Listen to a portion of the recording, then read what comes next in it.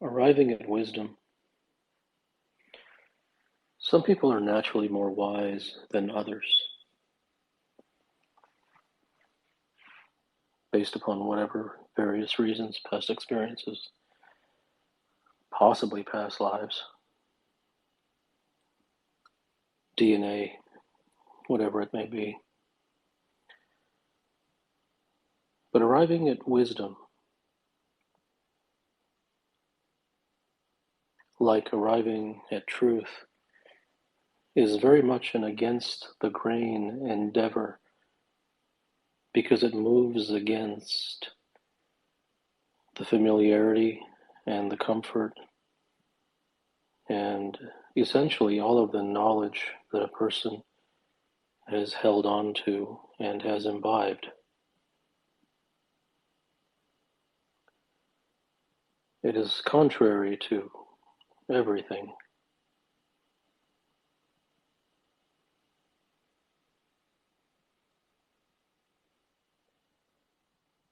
But the utility of wisdom and the feeling of wisdom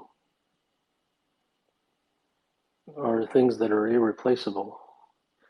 The utility of wisdom is it leads to an effective life. It leads to a peaceful life.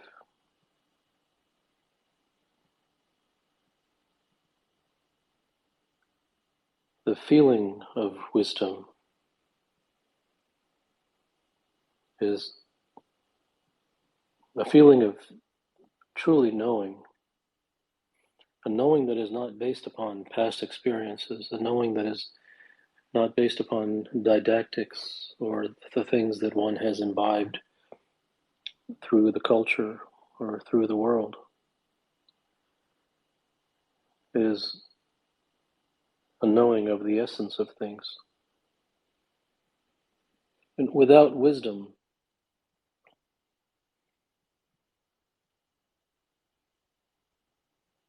there is only chasing. There is only failure. There is only movement in circles. It is to move through life never knowing the truth. It is to move through life revolting against this and that and hoping for this and that, never recognizing the essence of things.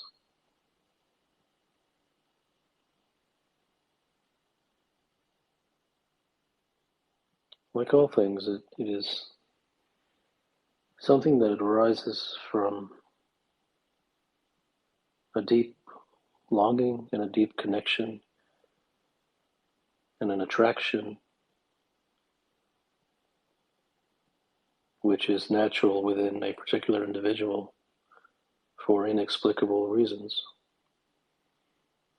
Its presence is not questioned. It cannot be said where it comes from, only that it is there or it is not. It is as far from science and didactics and scholarly efforts as can be.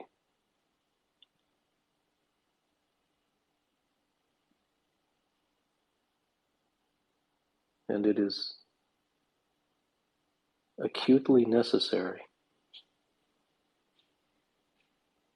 to live a life.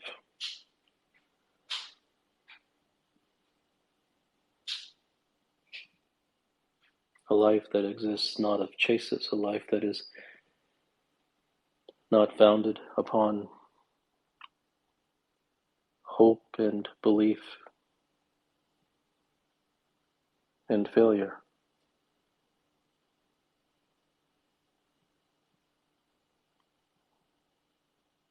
Nothing can be more necessary.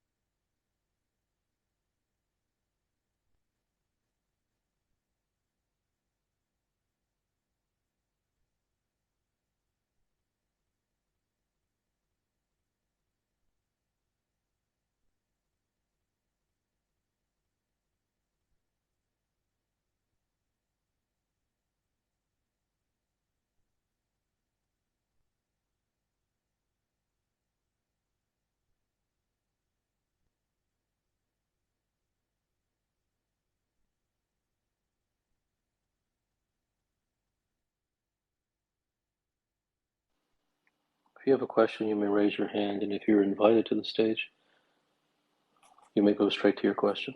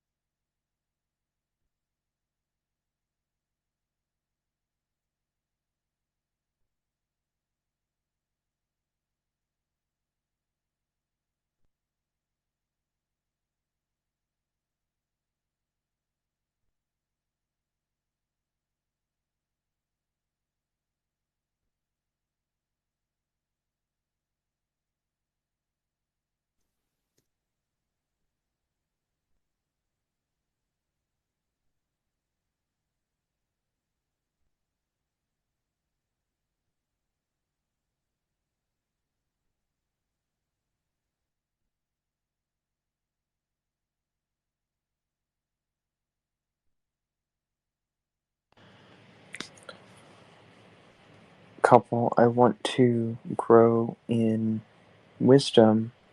What is the first thing I must reject? Thank you.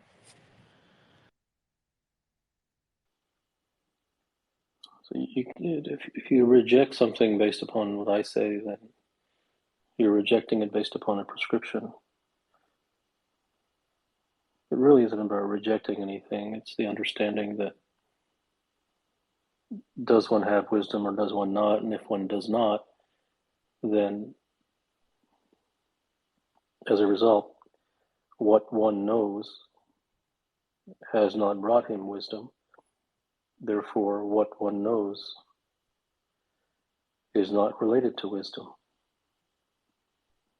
So to actively reject something would just be, blindly rejecting something. So that wouldn't be true. May I ask one?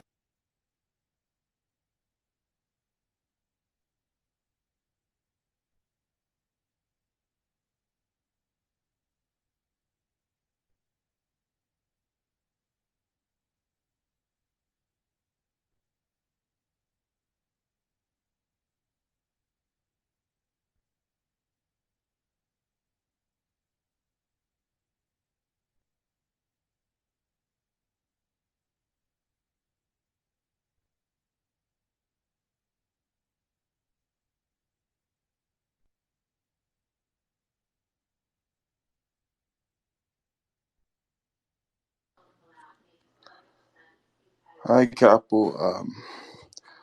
How do we avoid all these prescriptions and how to's while also staying wise? Well, by staying wise means that you already are wise. And that must be verified for yourself if that's true or not. Uh, there's no how do you avoid. I mean, how do you avoid the mud? I don't understand why. I don't understand what it means to say how do you avoid. That doesn't make sense to me. How do you avoid?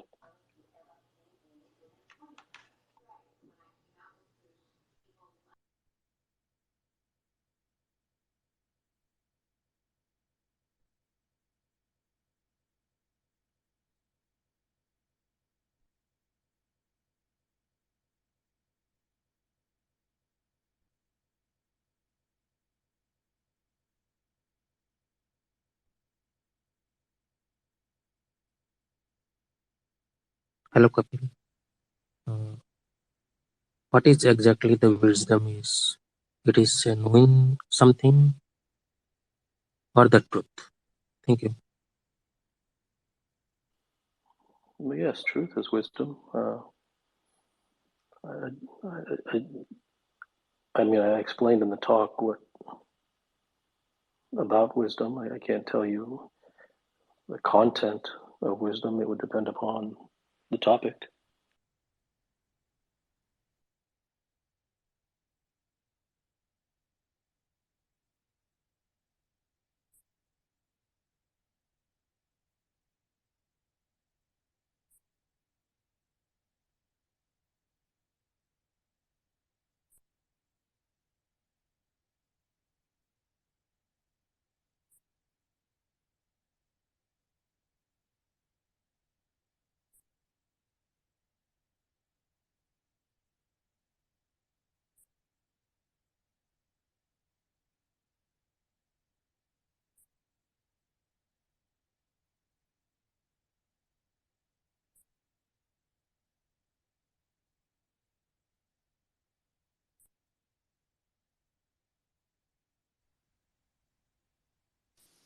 Hello, hi, Kapil. I wonder how important is someone to pick and choose the craft she or he wants to become excellent or domain. For example, let's say Miyamoto, who you deeply admire. Let's say he wasn't born into a swordsmanship family or heritage, where his philosophy and his excellency were carried out through some other crafts. Let's say you were not being professionally trained in as an MD. Will you choose your path still to figuring out how mind works? Seems like it is your greatest passion.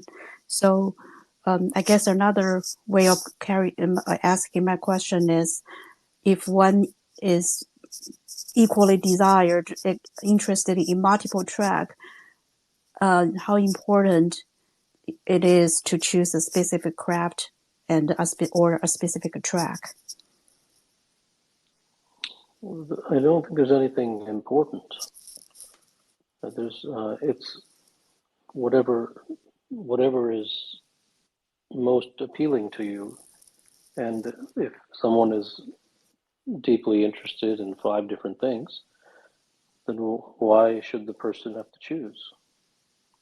There's no importance which says that you should drop the other 4 and make sure that you choose one. There's no importance. Okay. Thank you.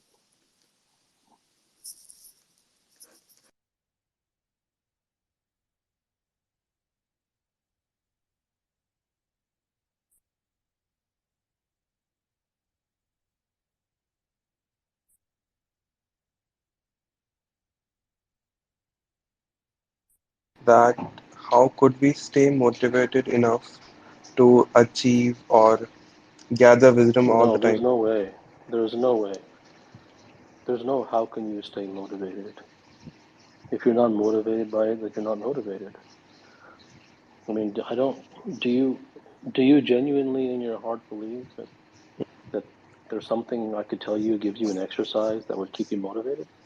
No, I don't think so. But there is a way to find something to that we can find drive in, right? I don't think that you find drive. I think drive is. Uh, so do you like chocolate or do you like vanilla? Which one do you like? Chocolate, obviously. Well, not obviously. Others like vanilla. There's no obviously. I mean, it's a personal preference. So, did you find a drive to like chocolate? Mm-hmm. You did? You went and looked for a drive for it? No, no, it's just that I like Did you try to it's did you try to motivate yourself? Did you find a way to motivate yourself to like chocolate? mm-hmm. You did? No, no. No.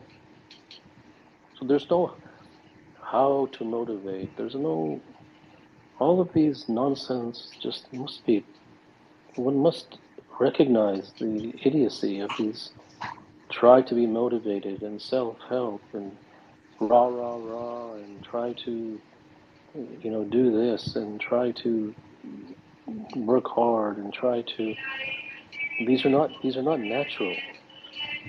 They're just fabricated in plastic books and they're just handed out to the unassuming masses.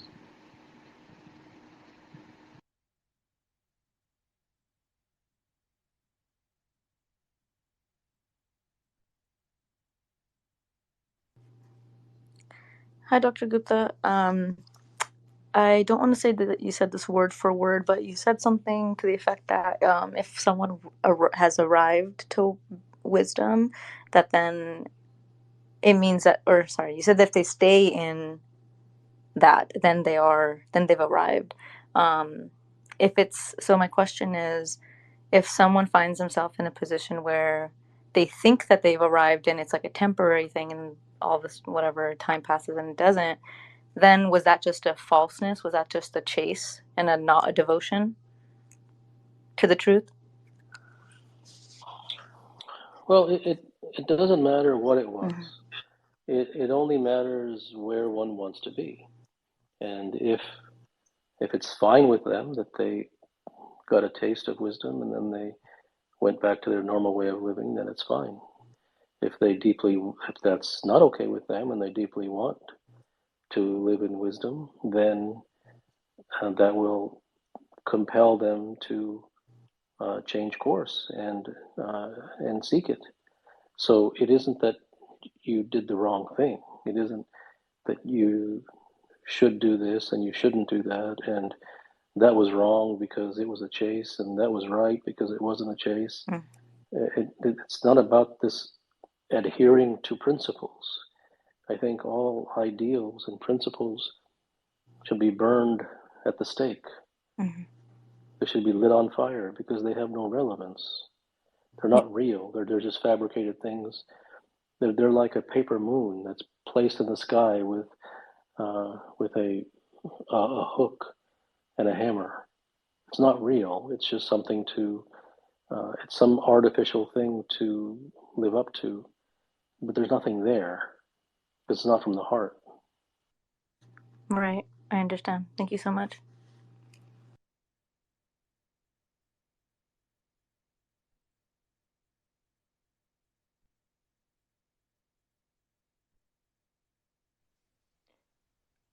Hi, Dr. Gupta. Firstly, thanks for sharing your insights. Your work seems to imply um, empirical evidence as one of the gauges for evaluating the truth, observations, or understanding one has, which makes sense to me. I was also wondering why not logic, based on axioms and mathematical principles? Is that because logic is a construct of mind? So have you done something nice for someone in your life? I don't think so. Never? Nice as in something unselfish? Is it anything? Is it anything? Is it just something? It's a very simple question. Have you done anything nice for any human being in your whole life? Is if gift is a nice thing, yes. You're reading too much into it. I'm just asking you a simple question. Have you or have you not? Yes. Okay. And have there been times where you have done something nice and then they have done something mean in return, Yeah. or they did not reciprocate? Yes. Okay. Is that logical?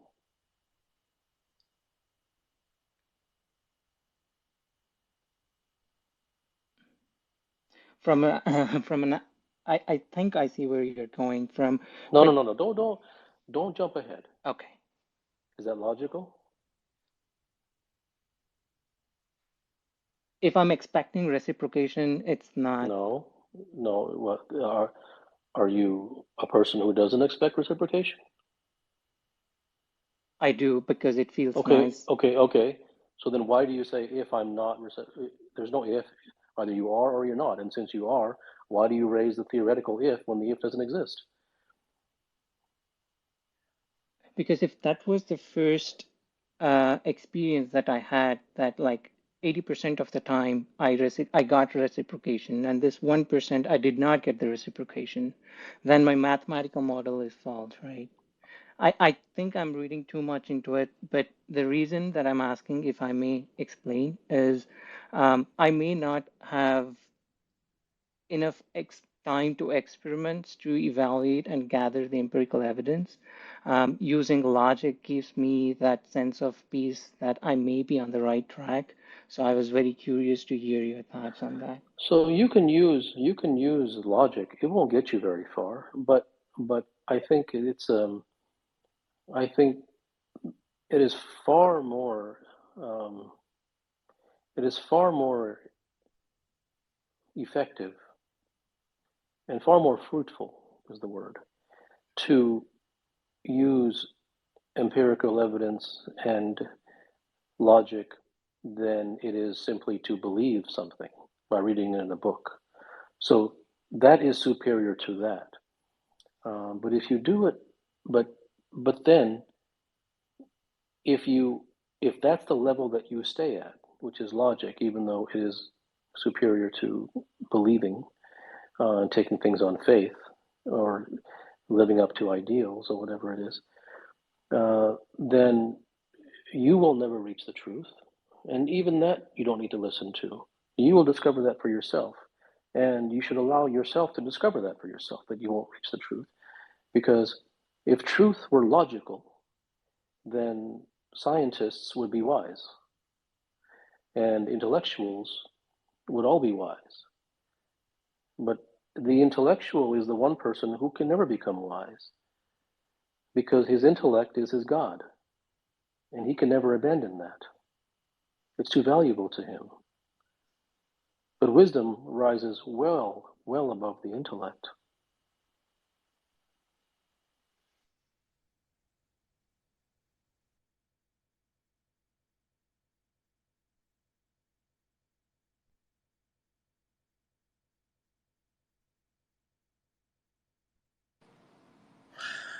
Would it be accurate to characterize the path to acquiring truth as one's ability to adopt and consistently execute an attitude of comprehensive indifference, or is that delineation too simplistic? That is an intellectual understanding, which is based upon behavior, and which is based upon the belief that one can, quote, execute things. And that is to believe that one can do things that are not in one's ability to do.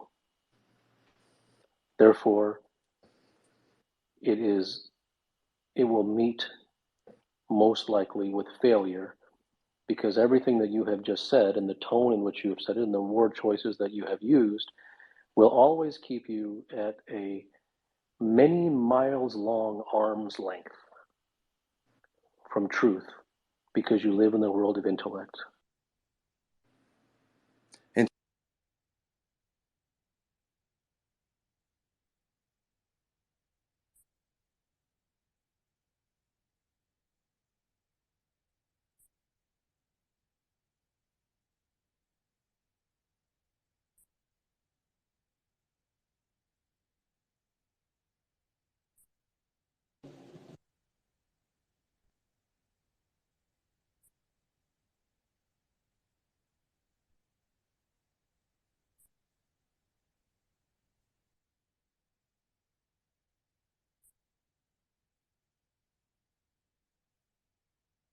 Hi, Kapil. Thank you for having me. The question I wanted to ask was about, so I've been kind of immersing myself in your work and just exploring truth on my own. And I've discovered, I'm not there yet, but I've discovered a lot of truths that are just, I've discovered deeply on a more than an intellectual level. And my question was about, just with so much untruth around just all the people and society and everything, and me needing to be in society for practical purposes for where I want to go more so in the future, is there a risk of a truth that I deeply realize? Is there a risk of going backwards that I need to be aware of? But you're going backwards every day. Is that not your experience? That's not my experience, to be honest. So once you learn the truth, then the things that you have read, then you don't slide backwards. I do slide backwards, but with certain things, I do slide backwards, but I feel as though there are certain things that once they hit, they just kind of stick. And that's true. Yes, there are. But then I'm not sure what you're asking. I mean, you don't have to leave society to leave society. It really comes down to your level of interest in society. yeah, more so, what I'm asking is I plan on, being part of society because I have certain goals that require that, and that's what I'm interested in. And basically, the reason why I'm asking the question is because I feel, in some sense, that I can, emerge myself into society and to a certain extent, and not have to worry about, because I already understand these things. And part of me thinks that that's kind of a trap, and that I will have the potential in falling back deep into certain untruths. And Yes, you very likely will. And for the predominant reason that you have a feeling that you have it. yeah, I don't feel like I have it.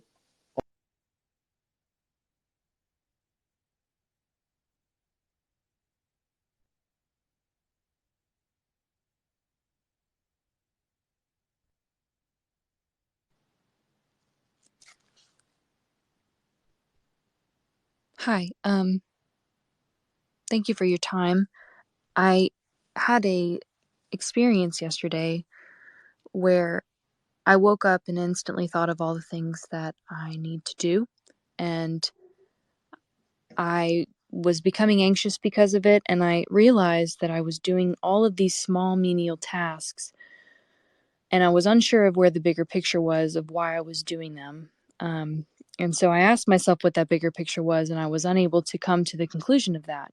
However, I felt as if I had the wisdom to realize this, of what my mind was doing, which was focusing on these small things that didn't go anywhere.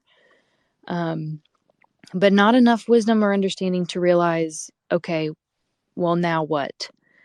And I don't specifically have a question, but was wondering if you've had any guidance to an experience like this. Uh,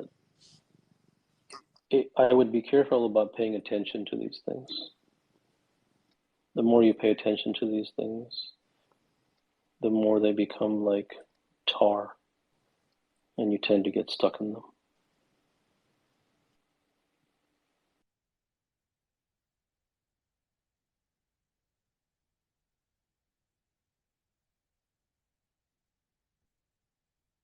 Hello, Kapu. How you doing? So I have seems to be a recurring theme in my life, where I set out to do something, um, whether it's professional, or personal, and I have some significant success in that thing. For instance, like my business, currently, but it seems that whenever I guess I gain a moderate amount of success, or what else, or what I would believe to be, feels like success, um, I lose, like, once I'm there, I just lose all my motivation to, like, continue and go further. Um, is this tied back to, like, a pleasure chase? I'm trying to, and it feels, because it kind of feels like it's an endless chase.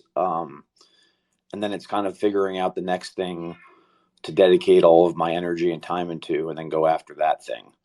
Um, and I want to say it's about pleasure, or just about the experience itself, but It's always a pleasure okay. chase.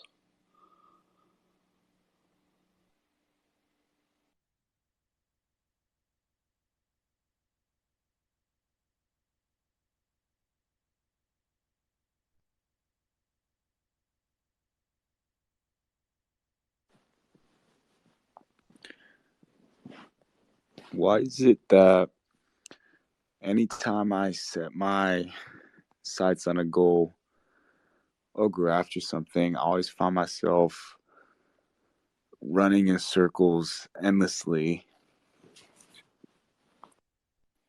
I mean, I can't answer that for you.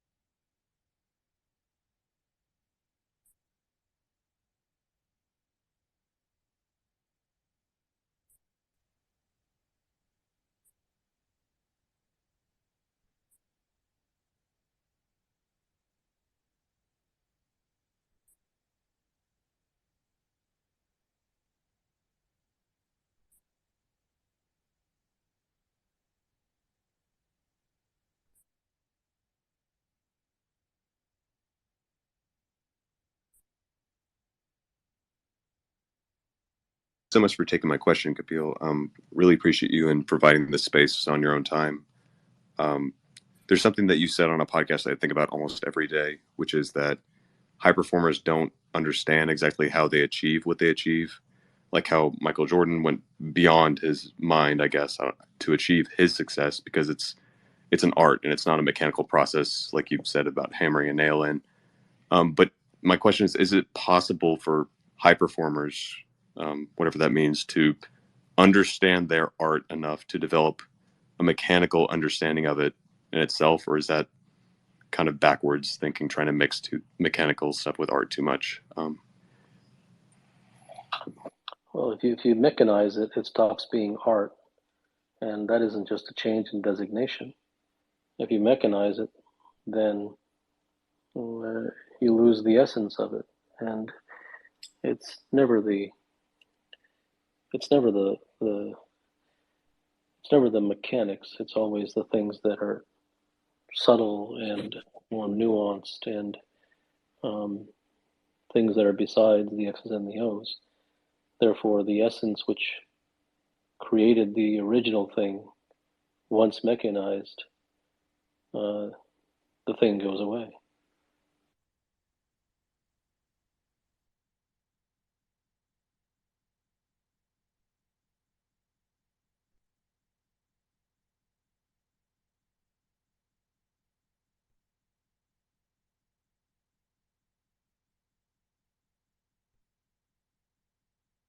So if you have at least some kernel of truth in them, in the sense that to start with they were relevant to the times of which they were said. What? I don't think this is a question. I think this is a you have a belief, No, it's a and belief. I'm just asking you whether you believe you it. believe in. Hang on, I'm not. Do you want an answer or do you not? Yeah, I want an Don't answer. I don't want an interrupt. answer. Let me Okay. finish. So if you Let me I'm finish. sorry. Let me finish what I have to say. What I wanted to say was,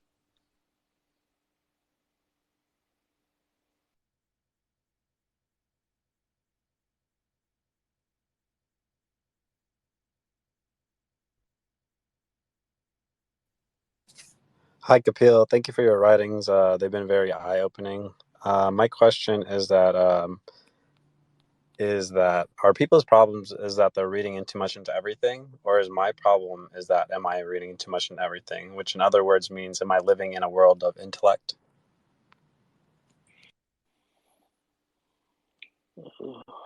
Are you? Do you feel like you are living in a world of intellect? No.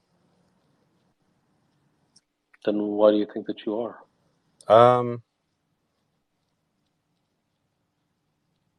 That's a good question. I don't know.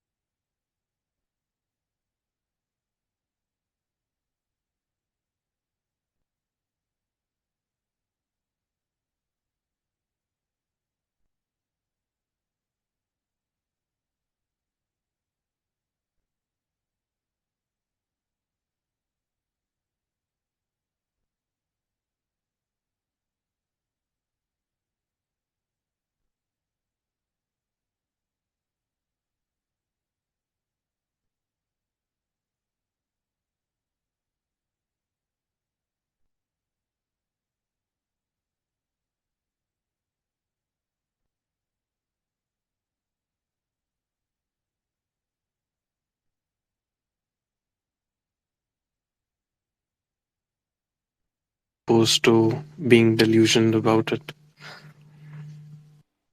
Don't worry about signs. Look inside yourself and see if that's what you're really concerned with or not.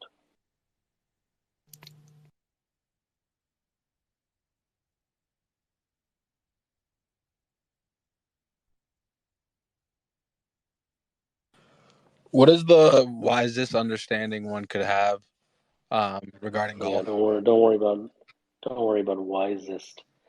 There are just many things in wisdom, and it's not really there's no real hierarchy. Well, I was talking about regarding golf specifically. Yeah, I know. I Oh, heard okay. you. I heard you.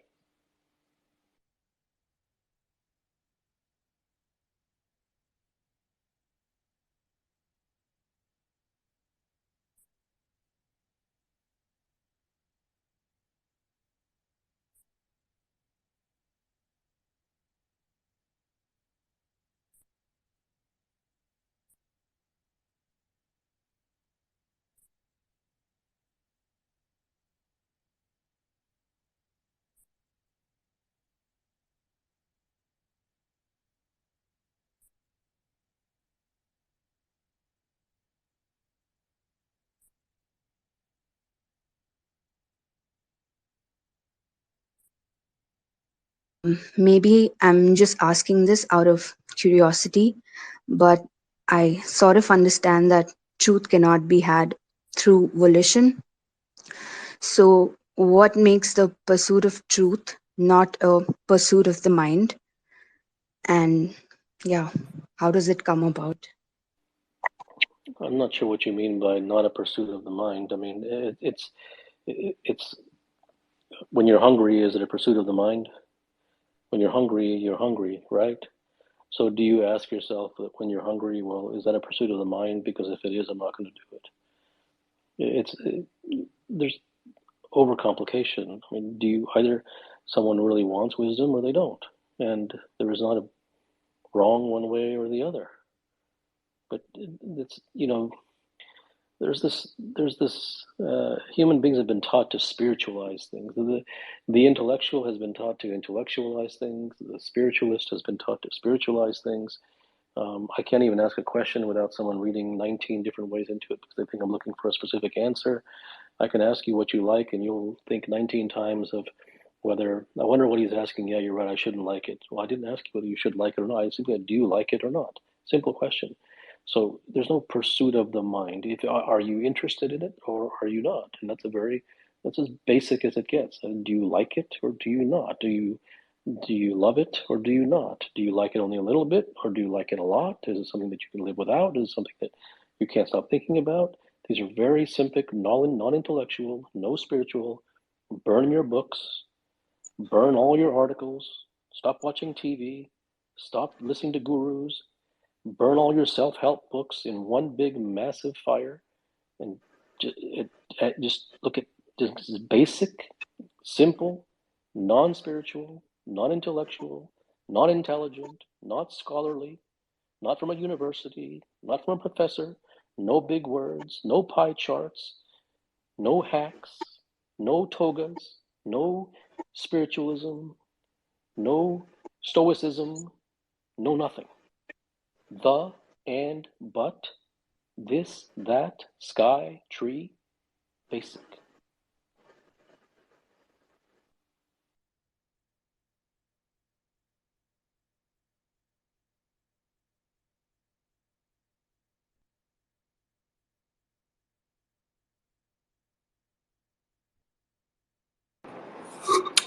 Um, Hi. Uh, what I want to talk about is within. I don't know if it'll be wisdom, but there are a lot of moments where it's just amazing to me to see how deeply the conditioning exists.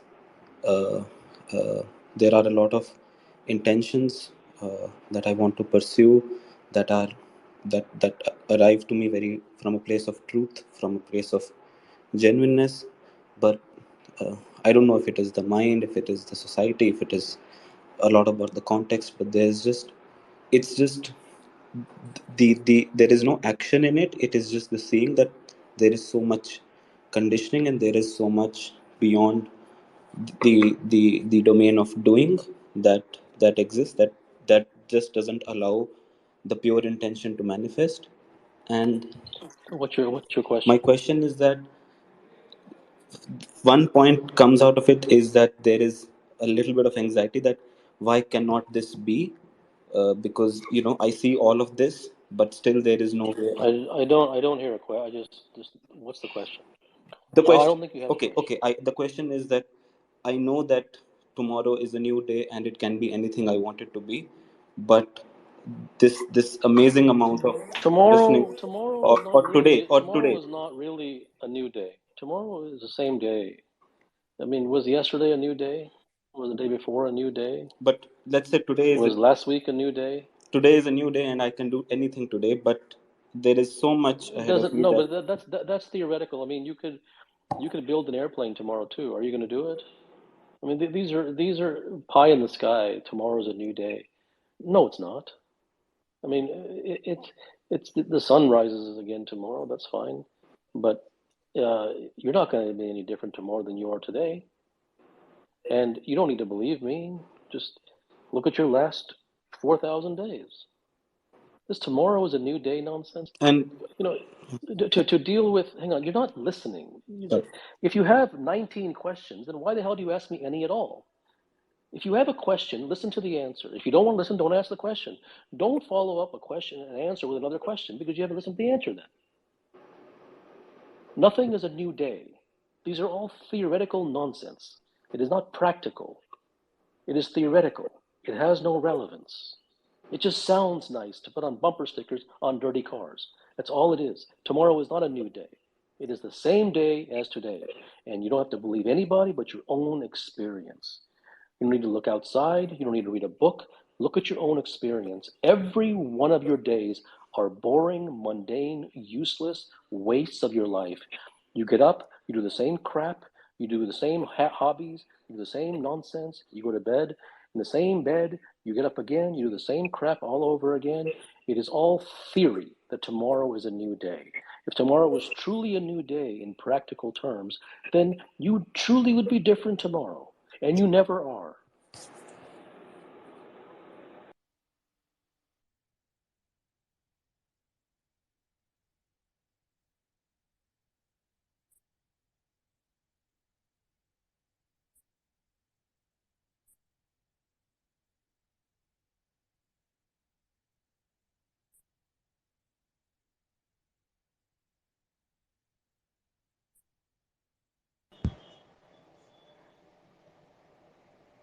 Uh, my question is not really a question. Something that I've been dealing with, something that bothers me is that in the path to peace.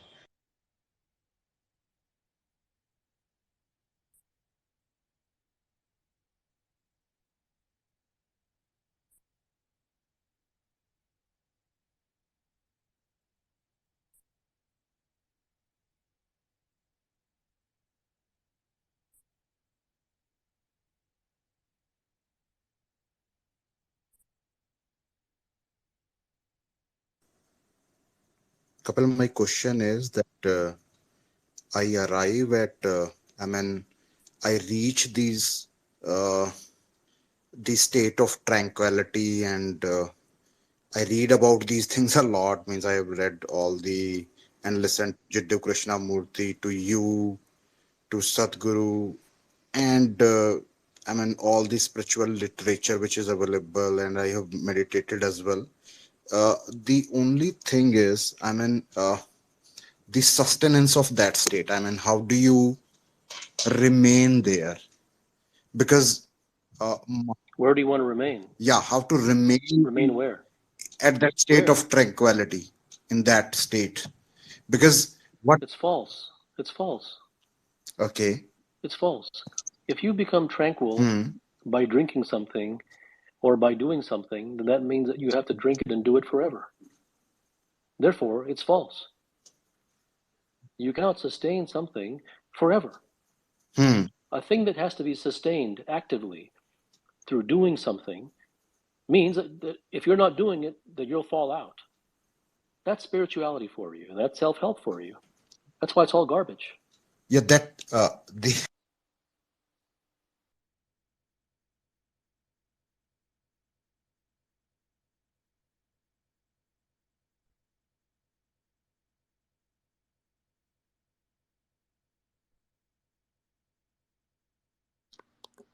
Hey couple, thank you for doing this.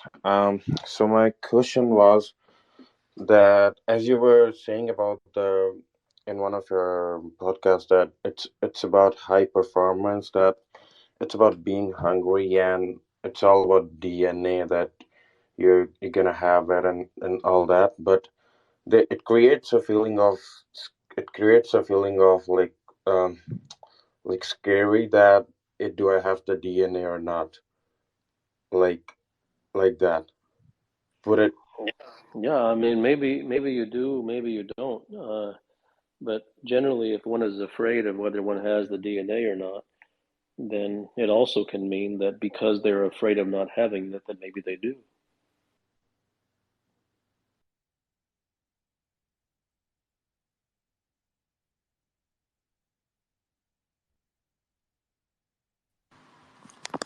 Do I have free will? It's an interesting question.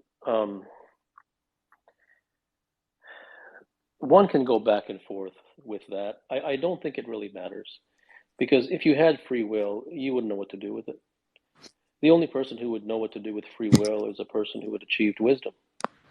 And unless someone or achieved truth, and unless someone arrives at that point, their so-called free will only get them in trouble. Thank you.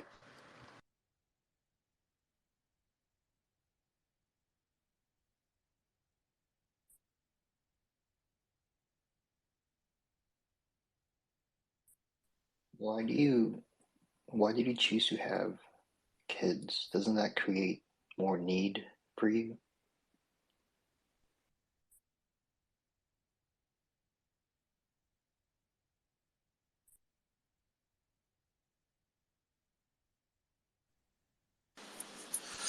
Hi, Kapil. First of all, thank you for your books and public discourses. My question is, I was born in a single parent household. My father died early. So, because of what happened to me in my childhood, my destination, the goal I want to arrive is I want to become rich or wealthy. Is this intention, do you call it pure or impure? If it's what you really want, it's what you really want. Whether I call it pure or impure, are you going to stop wanting it? No, I will do that still. Okay, so that doesn't matter.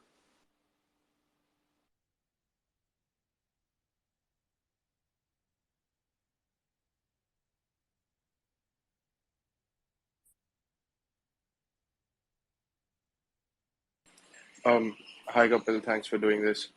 Um, so my question is that the idea of intellect and being an intellectual has been put into our minds by the society so much that at this point of time, I can't even put in words what does intellect or being intellectual means, and I crave that from people around me, and I sometimes crave that from myself as well.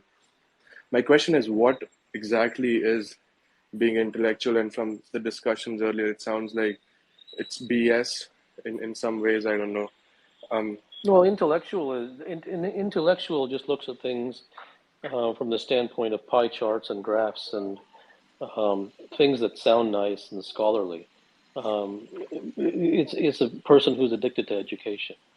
It's a person who places book learning on a pedestal and believes that principles and guidelines and scientific methods and all these things are synonymous with truth when nothing could be further from the truth.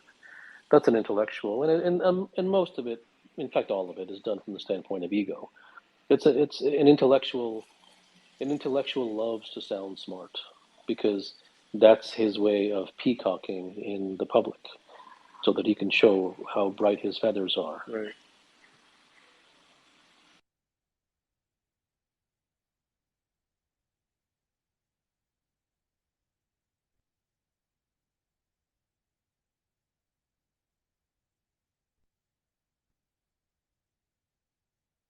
Hey Kapil, my question is, if I'm jumping into a new field that I obviously want to get really, really good at, and I don't have to be the best in the world at it, is following advice from the best in the world using a prescription, will that slow me down or hurt my chances at getting good at it?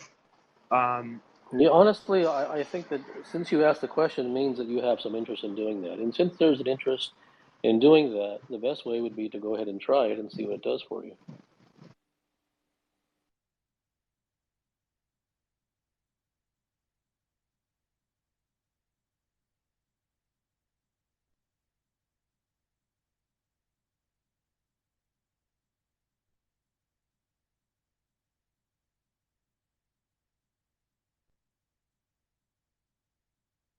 If it was or if all odds were stacked against you, you'd still have a chance at winning.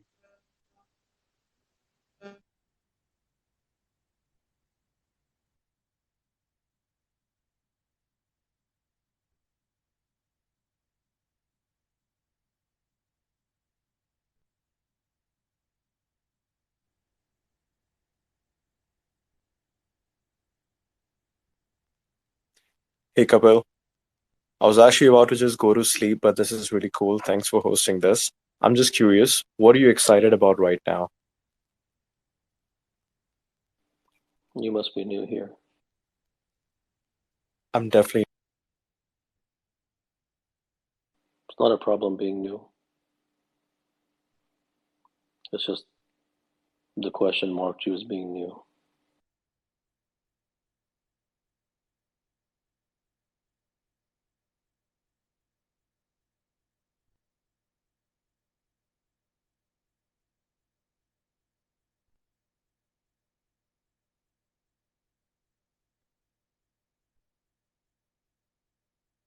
With the real meaning of life. There's no meaning of life. But you're not ready for that answer.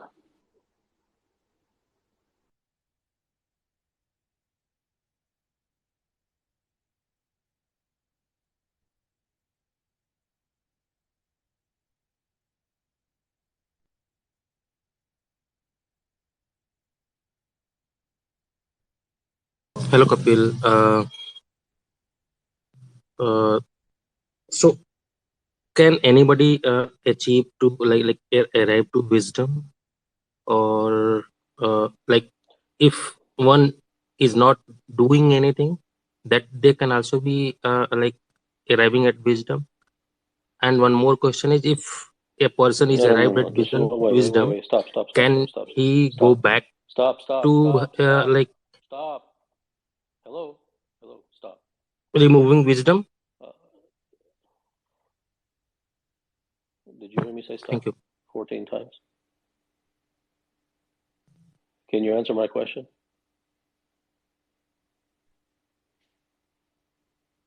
Hello?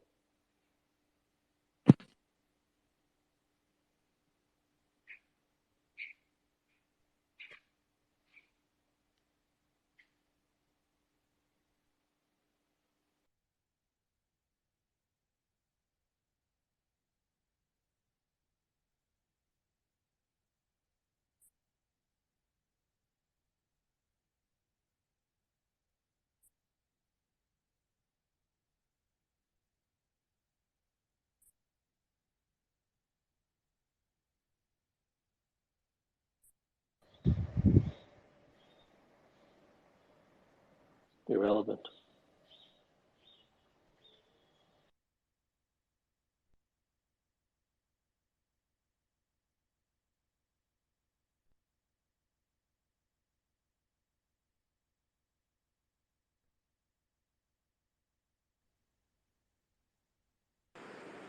Hi Kapil, how to uncondition the mind?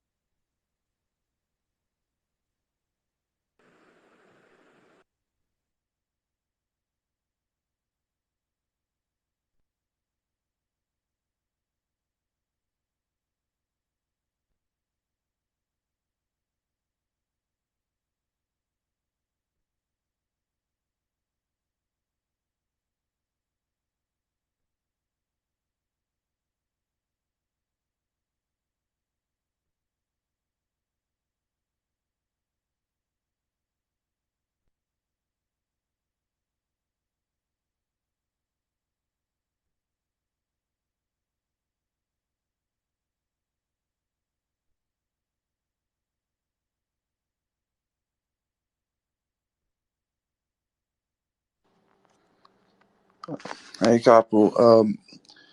How much?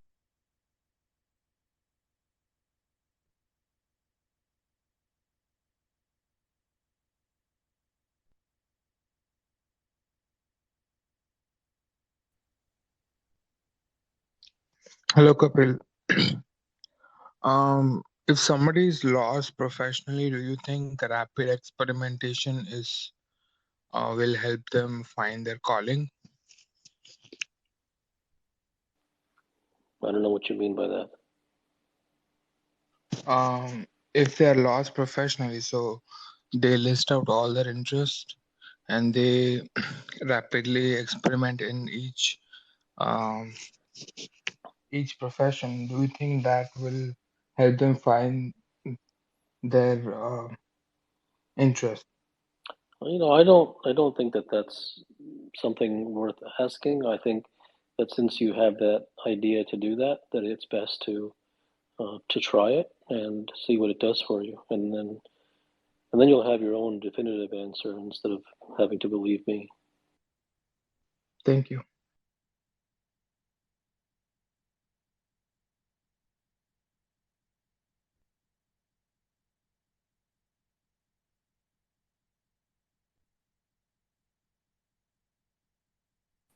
Hi, Kapil.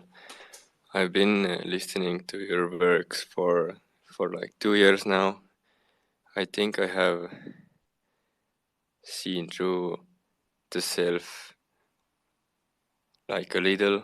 I have had glimpses of that, but still there are um,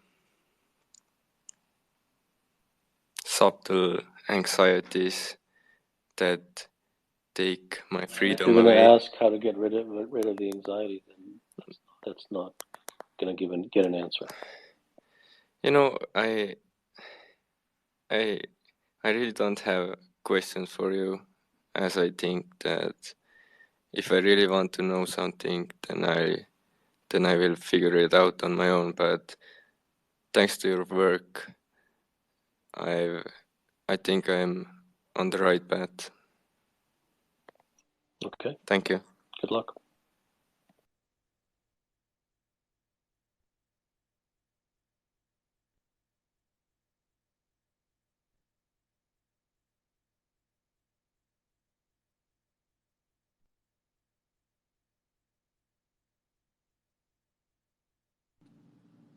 Hi, Kapil.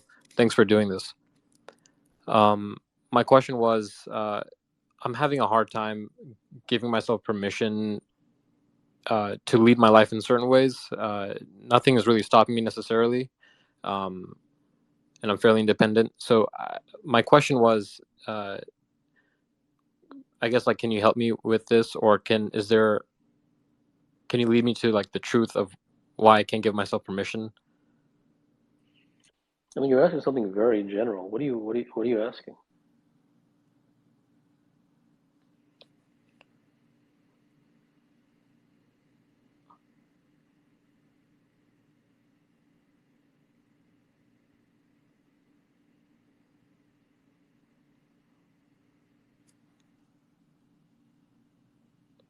Sorry, I'll be back.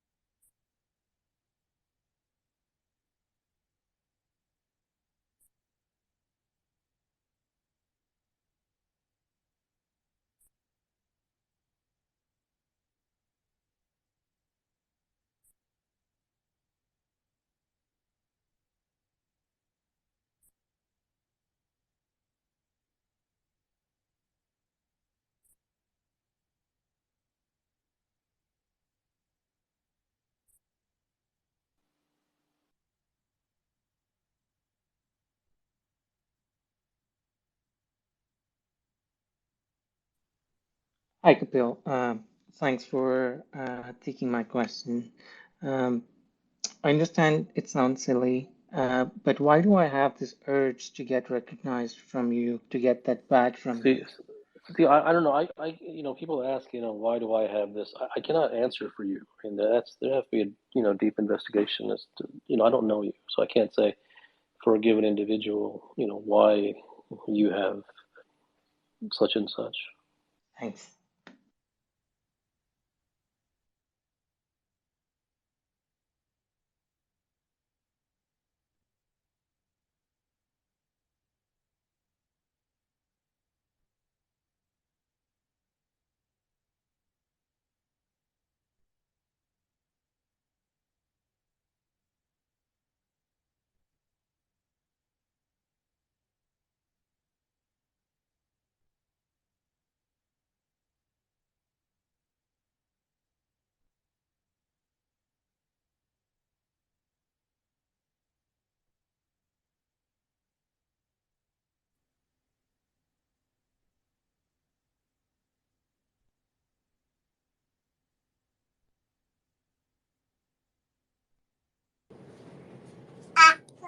Hello.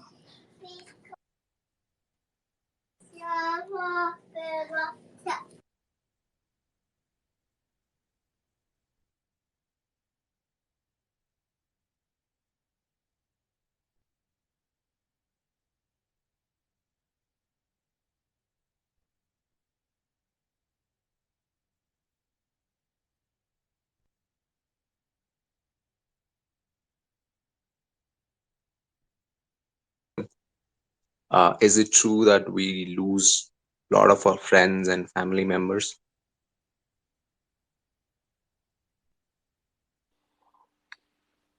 It's a fair question.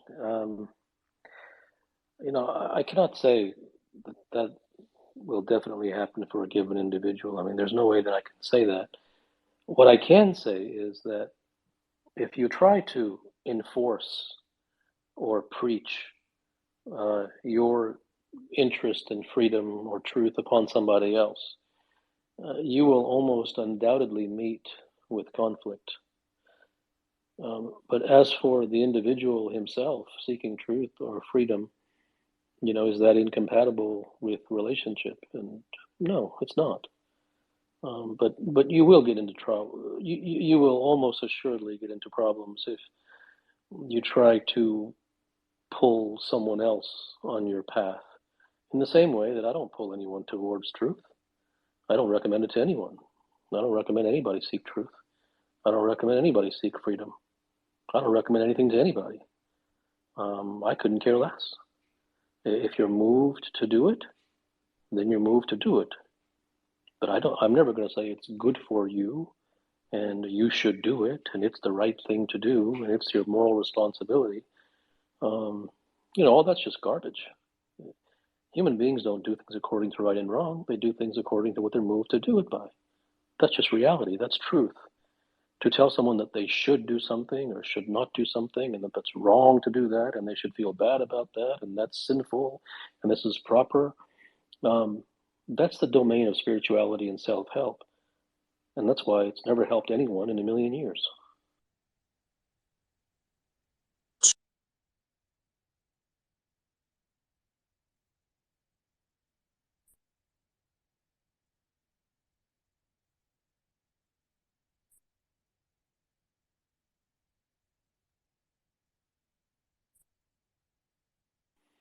Only raise your hand if you have a question.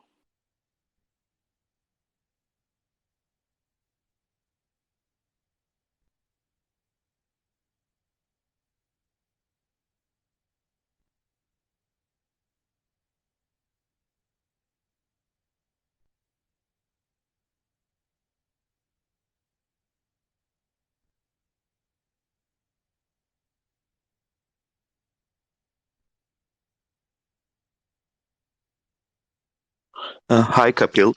Uh, Hi, Kapil. Do thoughts have any role in finding the truth? That's a very good question. And I will say it doesn't matter. Because for one to ask that question, the only relevance of the question would be if they would be able to dismiss their thoughts or keep their thoughts. If they cannot do that, then the question has no relevance because that's all they have. Thanks, Kapil.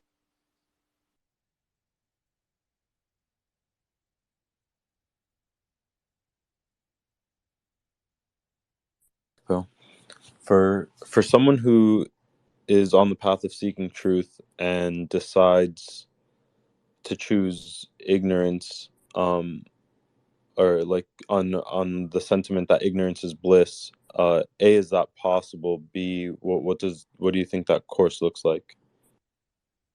Well, have you found truth? No, but I'm kind of tired of looking. Well, that's not what I asked you. I said, have you found truth? No. Okay, have you found ignorance? Not lately. Not lately? No, I feel like there was a time. So you live. So are you saying that you live in neither ignorance or truth? That's fair. I'm not sure. So have you found ignorance? Yes. Is it bliss? Thank you.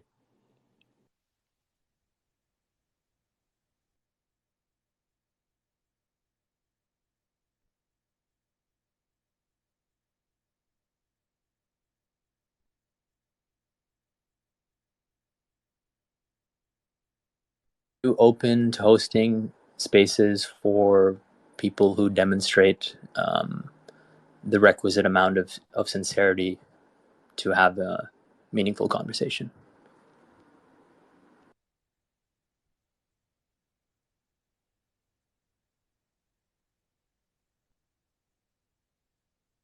So let me ask you this. How many people do you think are interested in truth in the world? I could never answer that with a number. Because the number is too high?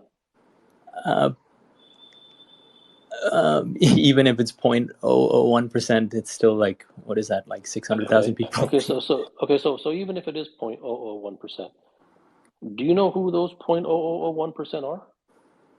No. And so then, who would be gathering at this so-called meeting? And what do you mean by a meaningful conversation? What does that mean?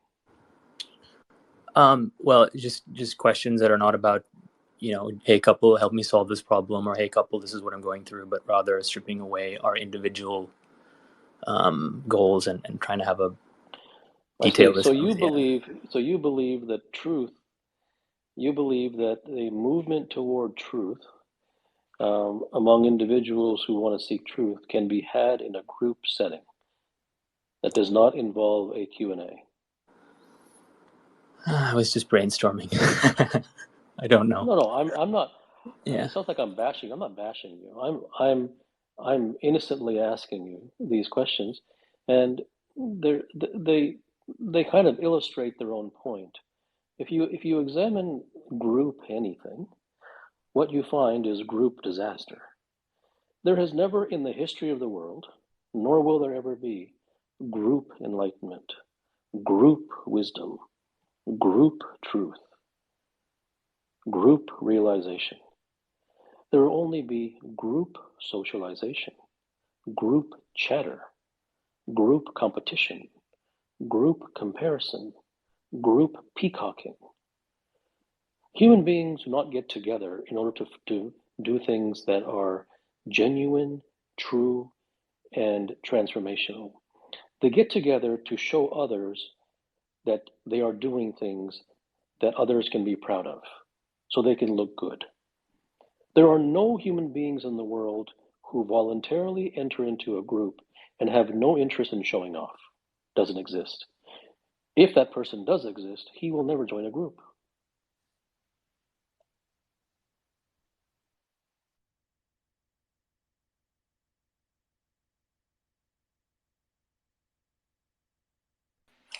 Hello, Dr. Gupta. Um, when I've learned to kind of understand some of the self conflicts that I have in the moment, and I've also just learned from my experience that those just kind of tend to resolve themselves, and like interference from me doesn't really help. Uh, so in sort of short term things that I have to do, a lot of pressure has kind of come off there. It's but I find myself in a pattern and a rut of just kind of wasting my life in pleasure chasing. Anytime thoughts about the future come in, they seem to just not. But that isn't. But that isn't your problem. That isn't your problem that you are wasting your life in pleasure chasing. You don't mind doing that. And even as I say those words, that isn't a slight against you. I say it as plainly as I can, without the slightest attempt at judgment. You don't mind doing that you're not alone. So it doesn't matter if you say that you're pleasure chasing and that you're wasting your life. You don't get any points for that. Because the entire reason that you're doing it is because you want to do it. And there's no shame in that. But there also is no movement away from that. Because that's what you want to do. If it wasn't, you wouldn't be doing it.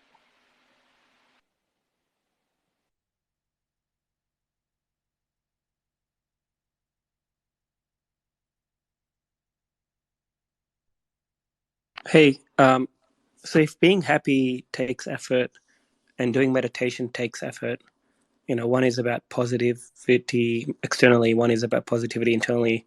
Would you think that the goal of life is to have peace, where things come and go, but you're in a flow and it's okay however it is? I mean, that sounds like you've taken a bunch of words, you've made up your own definitions, and then you have pre-packaged this thing into a very specific knot of a bow that you yourself created, and then you came and tried to shove it down my throat and asked me how it feels.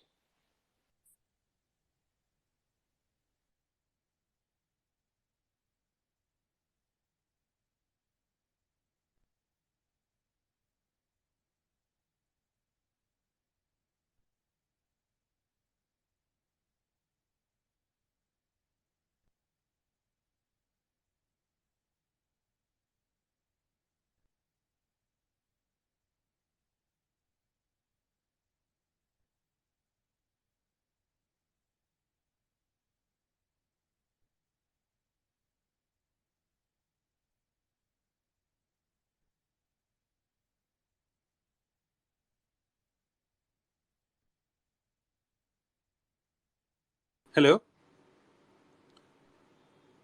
am I audible?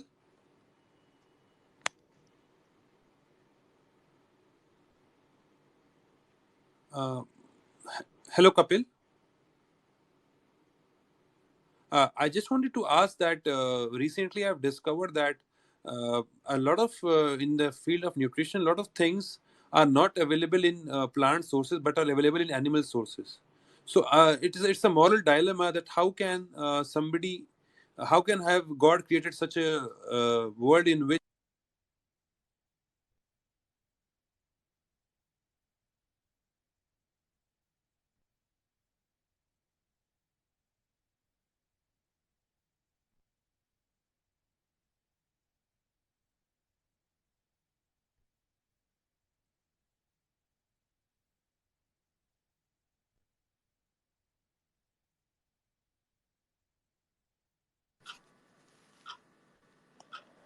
Hello. I was wondering what sort of books would you recommend to open up your wisdom?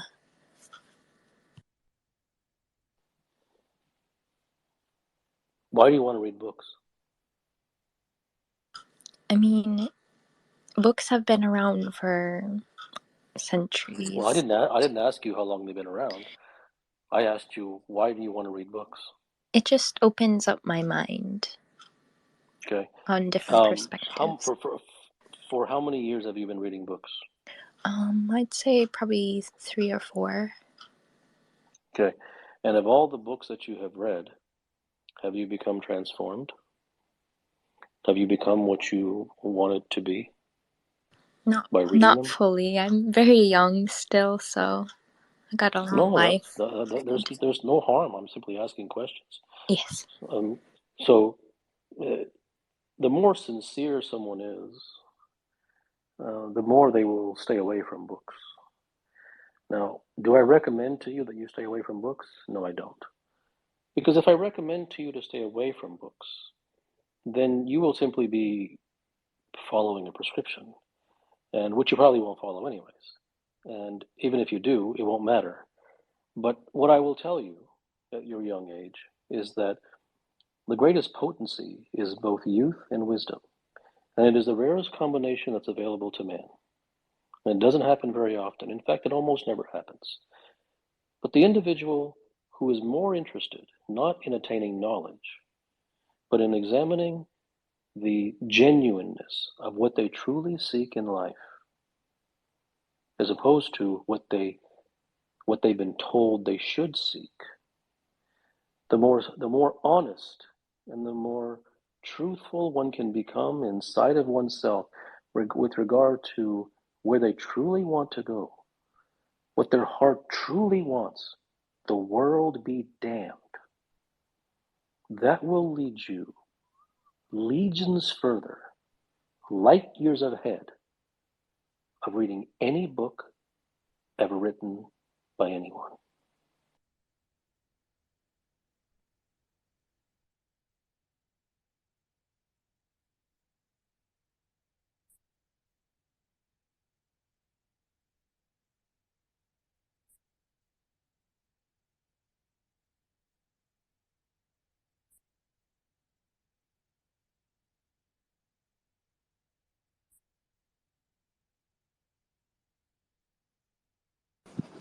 Hi, Kapil. I sort of want to get to the last question that you answered. Um, so, if not reading books, I didn't get that answer. But be very careful. Be very careful. This is not semantics. Sure. So, I am not. It is not a no, I'm not prescription for asking for me to prescription. tell you not Yeah. to read books. You can read them if you like. So, I am genuinely curious about just understanding the universe, and I think to get to that point, I think human beings have collected like a lot of knowledge. What do you mean by understanding the universe? Just scientific universe, like how this universe is created, what is happening in stars, So if that's a professional or a hobby right, interest of yours, right, then so be it. I have no interest in hobbies, and I have no interest in these intellectual curiosities. right. You're better off reading some book.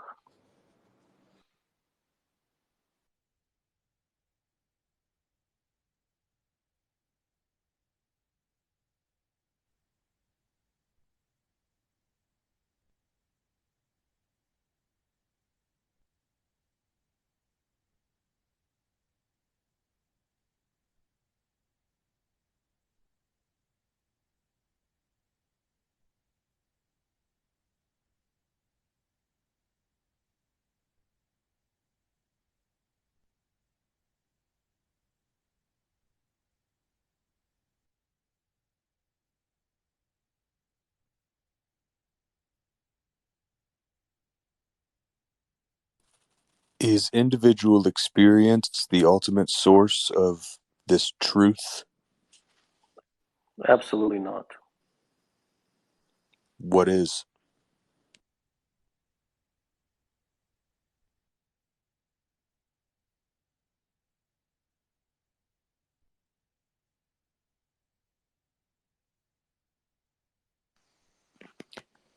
Please could you share some of your journey from being an MD, working the night?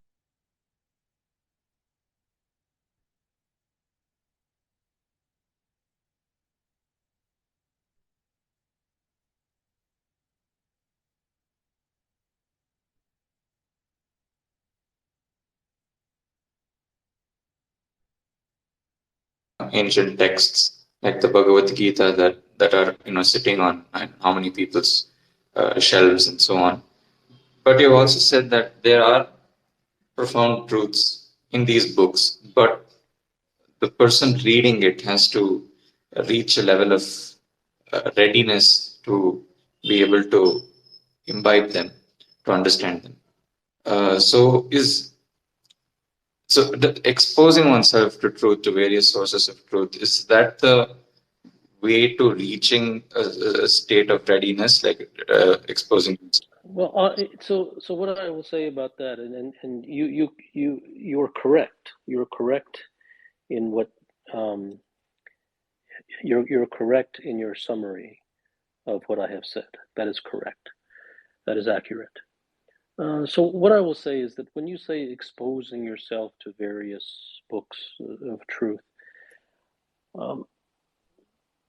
perhaps I can qualify that and say that more specifically, the exposure to truth in which there are no prescriptions, that is perhaps among the most practical ways to pursue the journey towards truth. And all books prescribe, including the Gita. Therefore,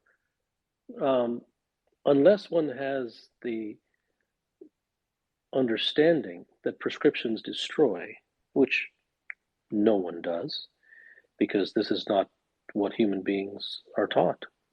In fact, prescriptions and methods and how-tos and 5 ways to do this and 4 ways to do that and 5 techniques for this and 6 ways to do that, that's all human beings know. In fact, it's so deep in the water, they would be aghast to think that there's something other than that. They've never known anything besides that. As a result, when books are written, who are they written for? They're written for the masses. And therefore, the masses want cosmetics. Therefore, the books give cosmetics. And Buddha prescribes, the Gita prescribes, and therefore that invalidates them. It does not mean that there are not truths in there. There are. There most definitely are. But the human being who reads them will not see that. He will only see what he's looking for and what he is taught to look for, which is prescriptions.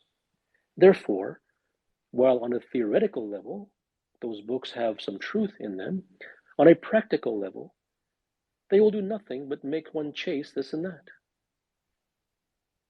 So can one say that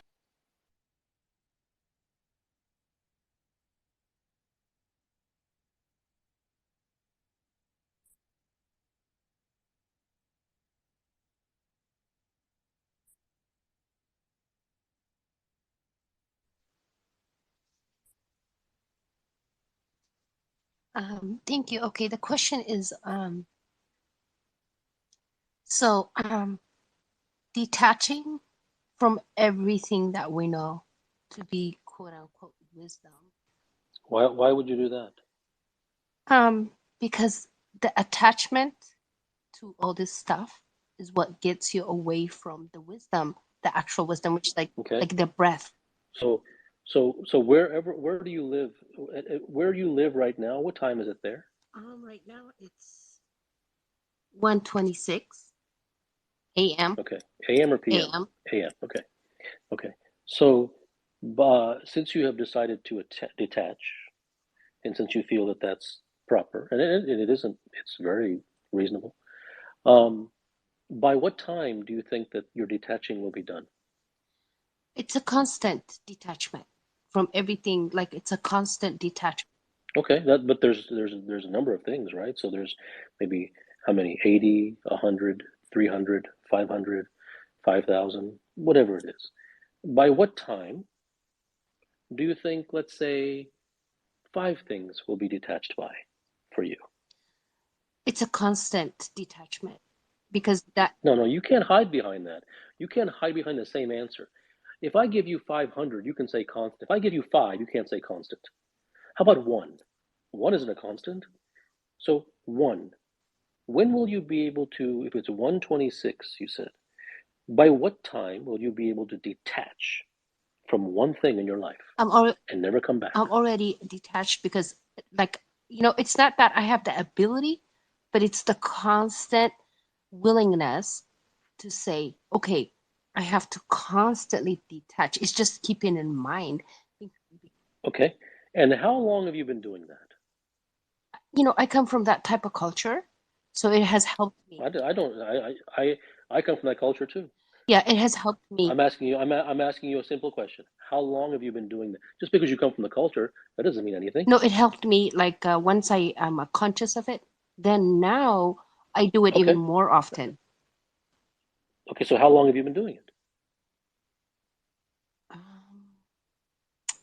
How long have I been doing it? Some of it is automatic, and then others of it is like the more I realize how powerful it is, it makes me attached to You're wisdom. not answering the question. I'm asking you roughly how long you've been doing it. Approximately. I think it's a constant thing for me because, like I said, how old are you? How old are you? I am 47 now. Okay, so have you been doing it for 59 years? Partly. No, you have. Partly. You're only 47, but you're only 47. But you've been doing it for 59 years. You know what attaches me to the 59 years is the culture I come from. So like it's some things are like automatic. You know the only thing that you have said in which that you haven't basically darted away from and hid behind is when I asked you what time it was. Everything else, you haven't answered a simple question. Any question that I ask you, you run away. Well, you give some fancy Sir, answer. it's because I asked you how old you yes. are. You said 47. Then I asked you if you're doing it 59 years. You said my culture makes it 59 years. And, if you're not going to be truthful, if you can't answer a simple question, then there's no point in me talking to you.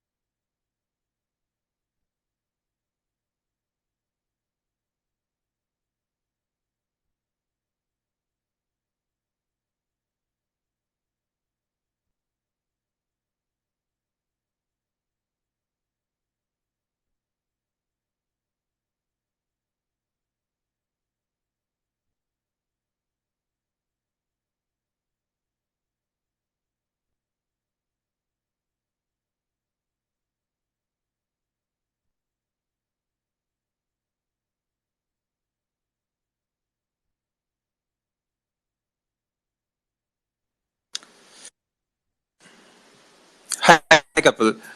How the greatest masters ever lived in this planet achieved mastery? Is it through a direct goal of becoming a master or as a side effect of achieving another goal? I want to know your thoughts on this. It doesn't matter. Okay. Because however they achieved it, and whether they used voodoo or potions or whatever they used, what does that have to do with you? Now, either there's two possibilities that you're asking this question. Either one reason you're asking is because you're simply curious, in which invalidates the whole thing, and I don't have any interest. And number two, you're asking because if you can find that out, then you can copy that. And neither of them will work. So the essence of everything begins with genuineness. The essence of anything begins with devotion. Where there is devotion, not prescription following, not living up to ideals, not doing what the ridiculous speakers say, not doing what the stupid books say, not doing what the gurus say, not doing what the motivational speakers say, not doing what the preachers say, none of that stuff. But what is genuinely in your heart, what is deep and true to you, that is the place to begin. Not looking for methodologies as to how others did it. First of all, you don't even know that they did it because you weren't there. So it's all hearsay to you. But you are here, and you can look inside yourself as something real. And you can look inside yourself and examine what is true inside of me? What is the thing that I truly, genuinely want? Not chasing pie in the sky.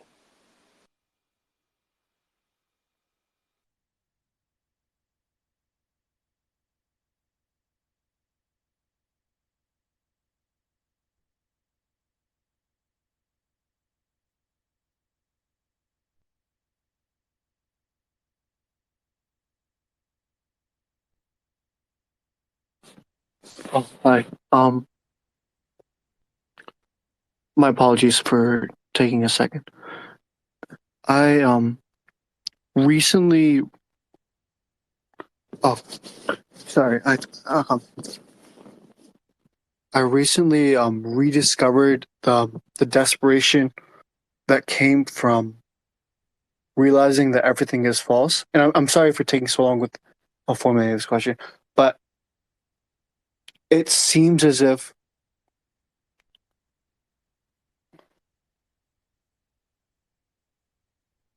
I don't know if I default towards this desperation, because if the mind controls all my desires, it seems as if sometimes I default towards pleasure chasing, sometimes I default towards just having this constant desperation for truth. And I don't know which one's my default. I don't know if there's visceral desires in between. And I guess I don't know what I'm asking. And I know I've done this before to you, so I apologize. Yeah, you don't. No, you don't know. That's understandable. I was asking for clarity.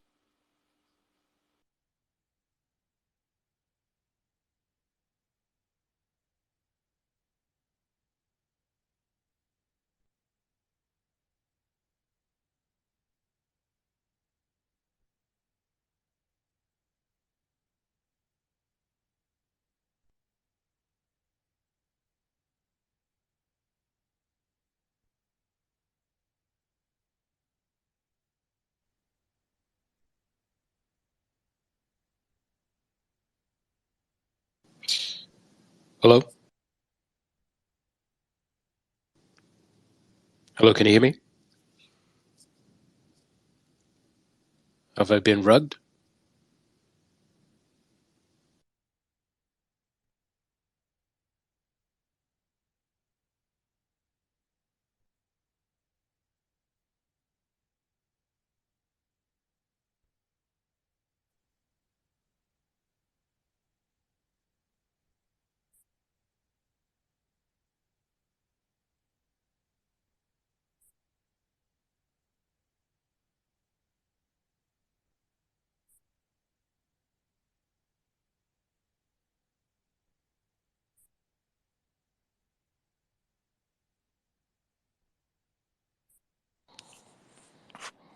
I have a question. What do you think about the relationship with desire and eventuality?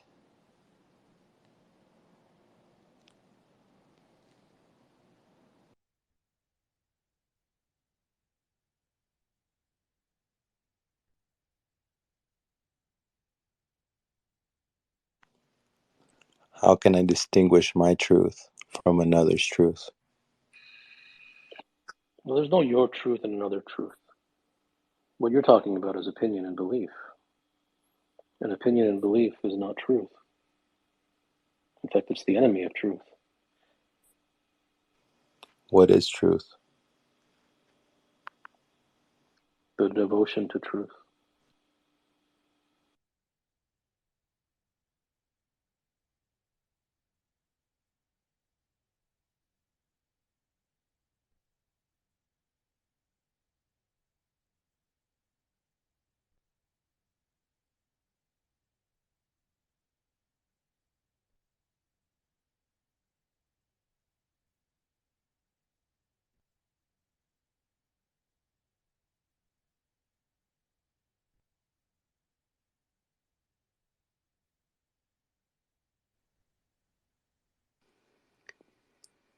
I guess my question is, how can one find meaning in life when it kind of seems like the whole economy is fake and it might be falling apart right now? You must be new here. Yeah. Everything is fake. And it's already fallen apart.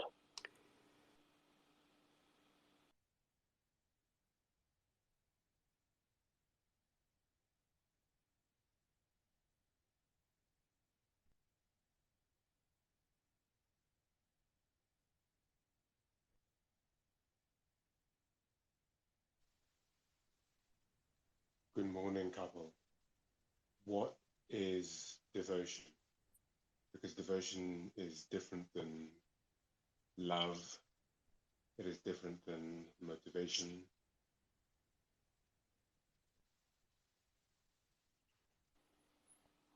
I don't know. The world is really interested in definitions because the world is interested in intellectualism. So they create words and they create other words which are alike. Then they create a definition and change one word in the definition and say, well, if that one word isn't there, then that means this. If one word is there, then that means this. It's to the point where if I say eat, I'll get a question which says, well, what is the definition of eat? What do you mean by eat?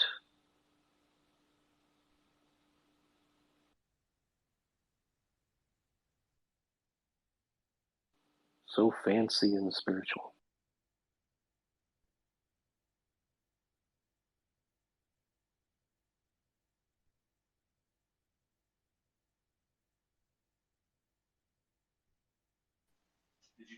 What are you guys talking about?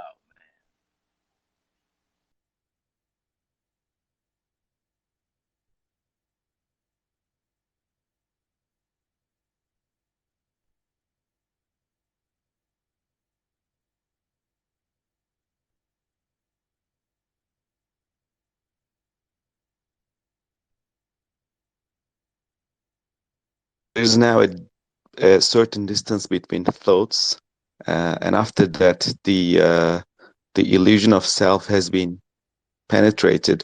But now there's a deep desire to find a guide or a teacher.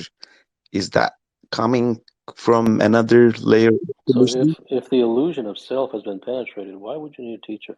Yeah, there's a deep desire within. So I'm not sure if it's coming from a deeper layer of conditioning. Well, you never answered the question. Sorry, didn't get that. If you didn't get it, then why didn't you ask what I said? Why did you just give an answer to something that you didn't hear?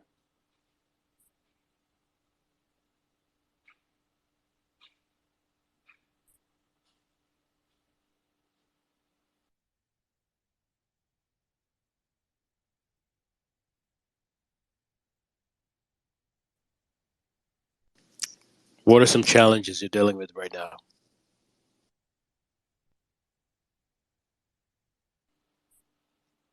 These questions are superfluous.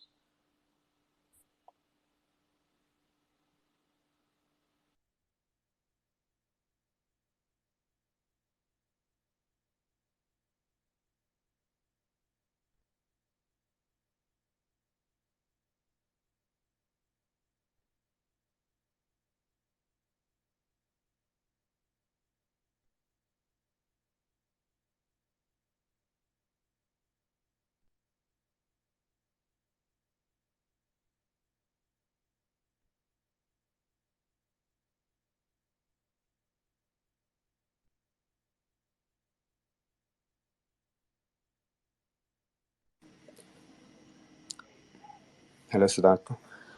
I'm very new here. So I have two questions. Why would you need freedom? Just ask one. Okay. Why do you want why would we want freedom? What are we seeking Why freedom did I from? say why did I seek? Why did I say that you should have freedom? Did I say that? When did I say that? When did I say that you should have freedom? Well, not in this discourse, but I was going through your Twitter, and Okay, that's and what I. you read that I wrote that you should have freedom. Yes.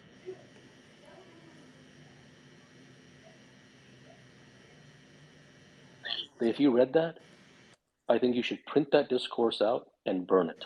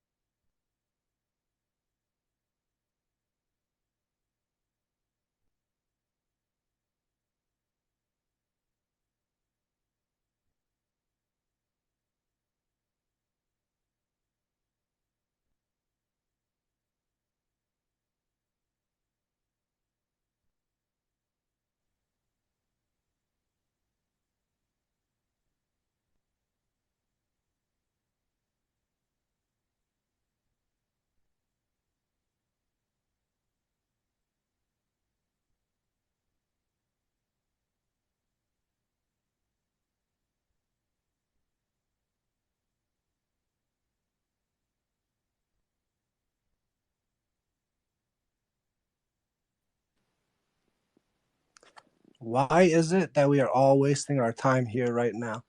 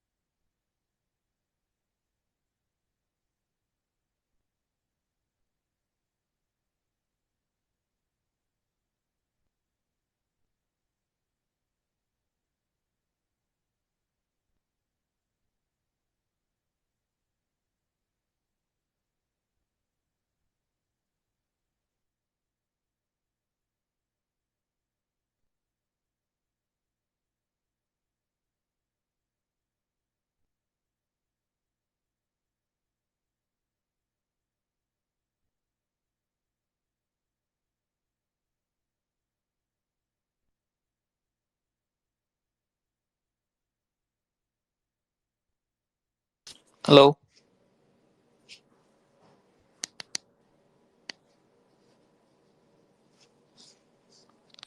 Why is no one speaking, bro?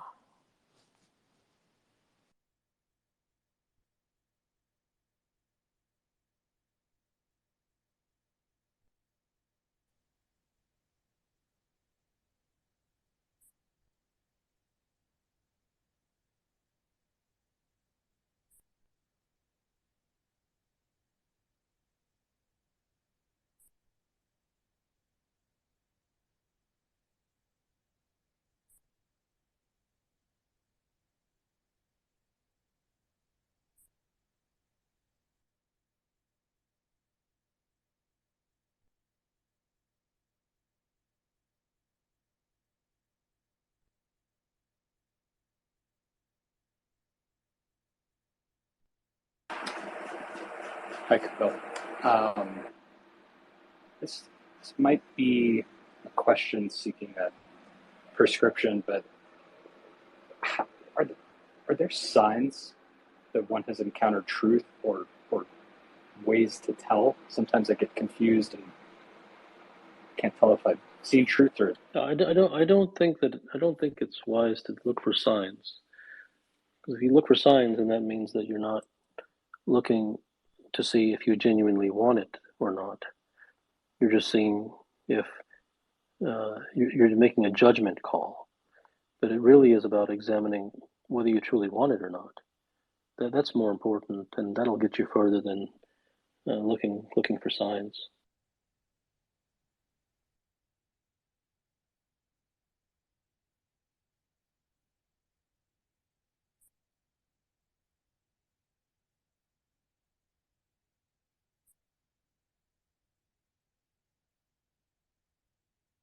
Truth, is there a possibility of me getting it?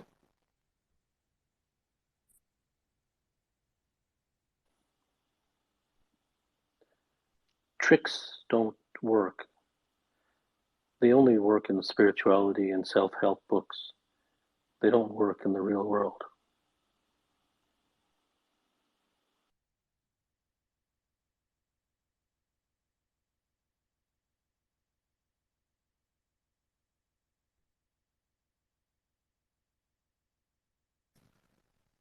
I have tried to seek my what I genuinely want, whether it's related to my profession, my work, my relationships, and myself as a human being.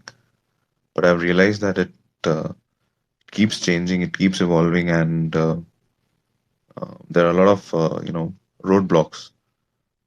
Is that it's not I'm not asking you for a prescription, but that's how I've gone through my life. And is that how it is going to continue all till our deathbed? I mean, if that's what you have found, that's what you have found. As for whether that will continue or not, I cannot say.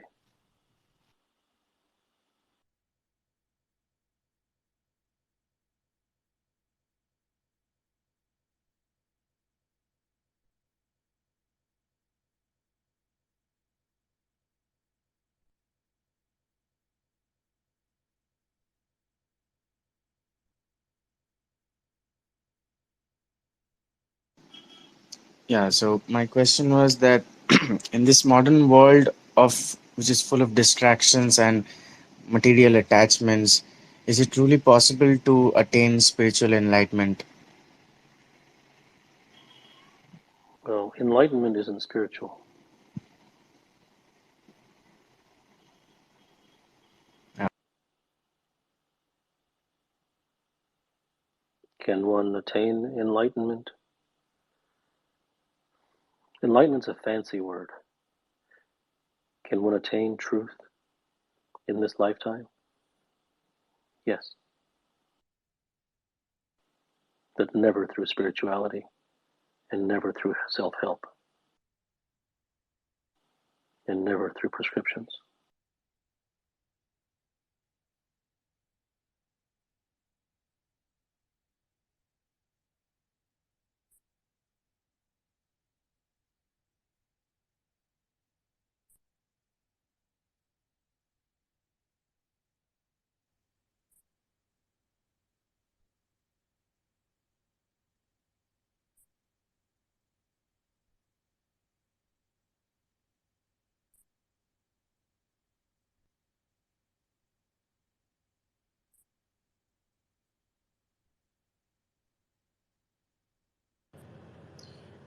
Is wisdom something that is only found here on earth or also through consciousness?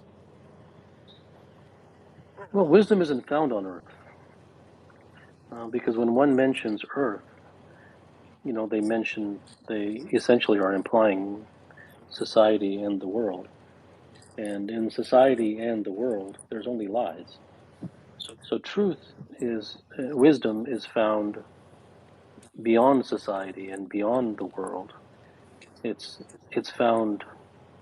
Um, it's important to know where not to look. And if one recognizes that society and the world is nothing but lies, they will save lifetimes. They will literally save and preserve lifetimes because they will know where not to look. Thank you for that response. I think that was a pretty good response. I think that just from my personal experience, you've answered my own question, which I've already known the answer to, but I was curious to hear your thoughts, which is why I continue to believe that that spiritual experience is essential to having and attaining wisdom. And for me, that is Jesus Christ and that salvation that's provided within that. Okay. Thank you. And by the way, Jesus was a great master.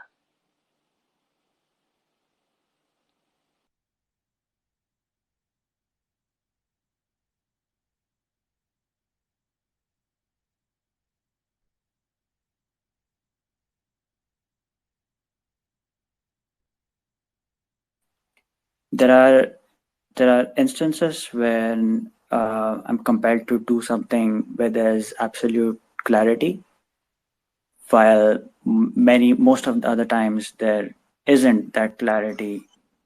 Are you going to ask how to find clarity? No, I'm trying to understand like why is that? Why is that? Where there's that difference in these scenarios? Like why? It doesn't matter why. It doesn't matter why there is. I mean, the real thing that you want to know is how to attain it. Because I could tell you, well, because the stars lined up on the one day and it didn't on the other day, and that wouldn't do anything for you, because you would find yourself continually in the same place where you are now.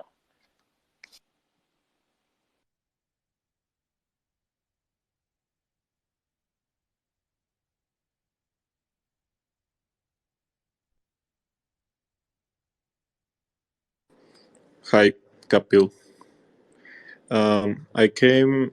I have consumed your work, and I have came to understand that wisdom comes from a place of silence, also like a place from that has no name, and I just want to know how. I mean, I kind of confuse like my thoughts from mind and from my thoughts from that kind of place. I believe it, by just like a feeling, but I don't know if you could explain more about how to arrive at wisdom, how to connect. I mean, I think the most practical way is through exposure to truth, a constant exposure to truth. Yeah.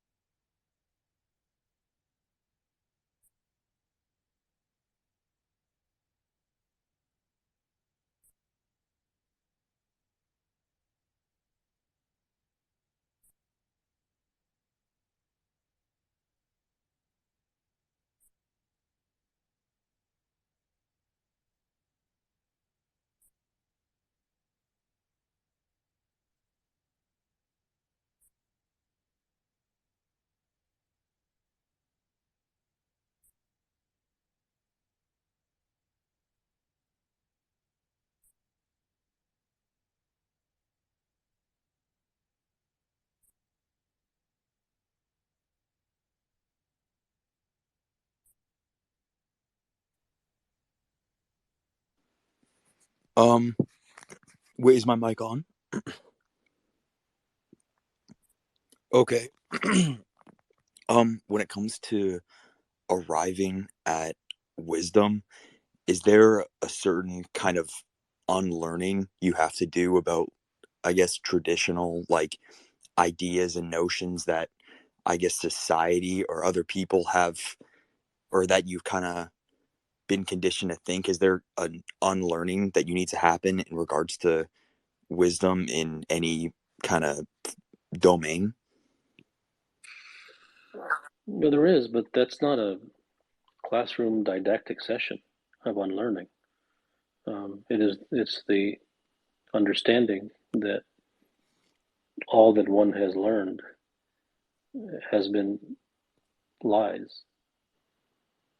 So there's no active unlearning of something. If you learn that it's lies, there's no reason to unlearn it, because I don't think that you want lies.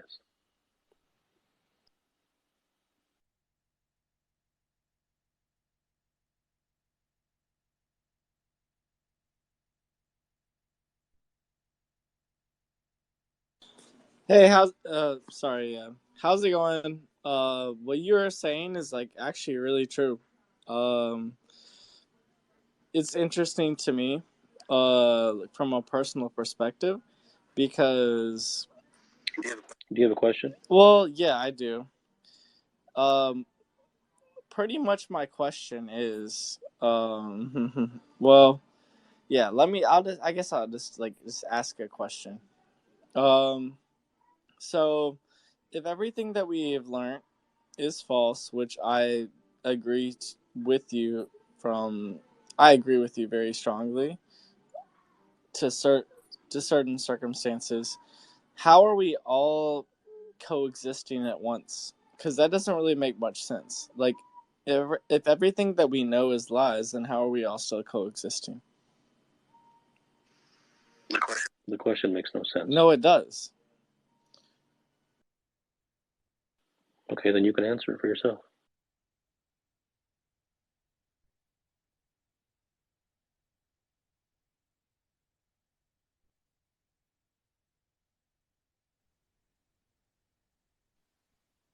Thank you, doctor.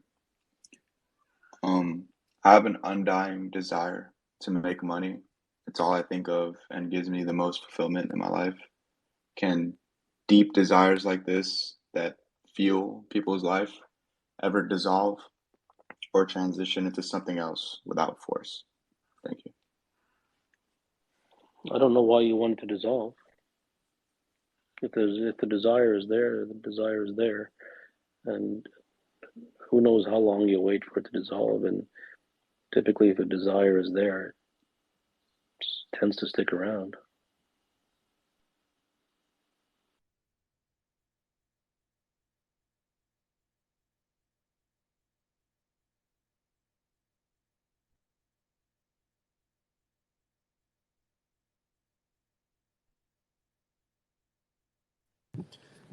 How do you define wisdom in your own words?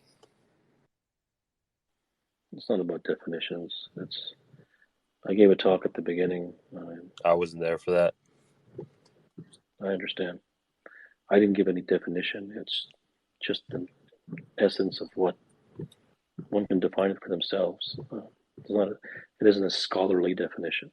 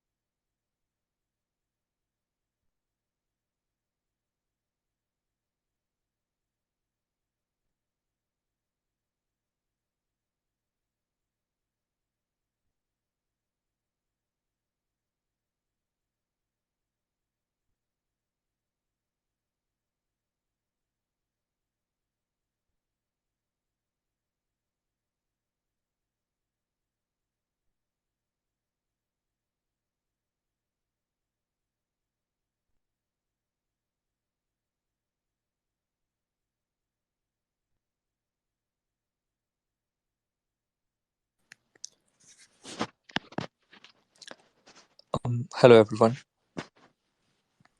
So I have been just joined here. Don't know the exact uh, reason for what all listening, but what I wanted to share is just stay strong. Do And you have a question?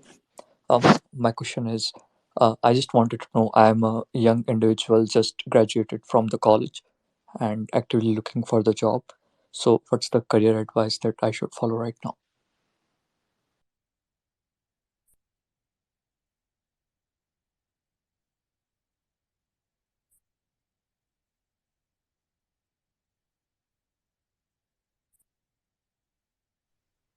Hi, Kapil. Thanks for having me.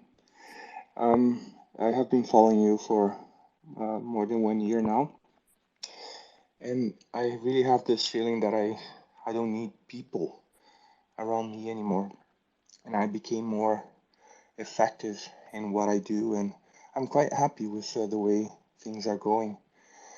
I just keep asking myself, when it comes to the moment you die, and this will come for all of us, is there any risk that you think, oh, I should have spent more time with family or friends, even though now I don't feel I need it? But I'm afraid that this last minute of life that you put things into perspective, are you going to regret that? Or no, this is a genuine feeling that you actually don't need people, you can only focus on the things that you want to do? I can't answer that for you as to what you might feel when you die. If you feel guilt for not having spent more time with certain people, um, I can't answer that for you. What I can say is if people do things out of avoidance, that's reactive and emotional and egoic, that does tend to show up again later on in the form of um, some type of internal conflict. But whether even if it's, but frankly, even if it's done genuinely, it's possible that you could feel a sense of guilt at a later date. There's no way that I can answer that.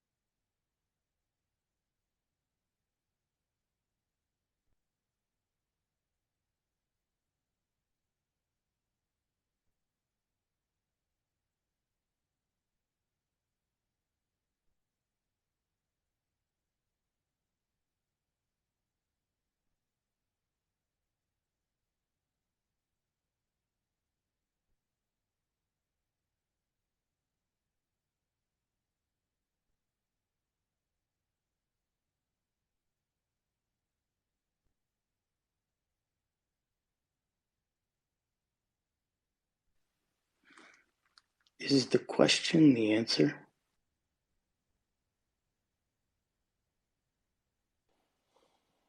The question is the place to look. Everyone's looking for solutions all the time, but the answer is never in the solution. Thank you.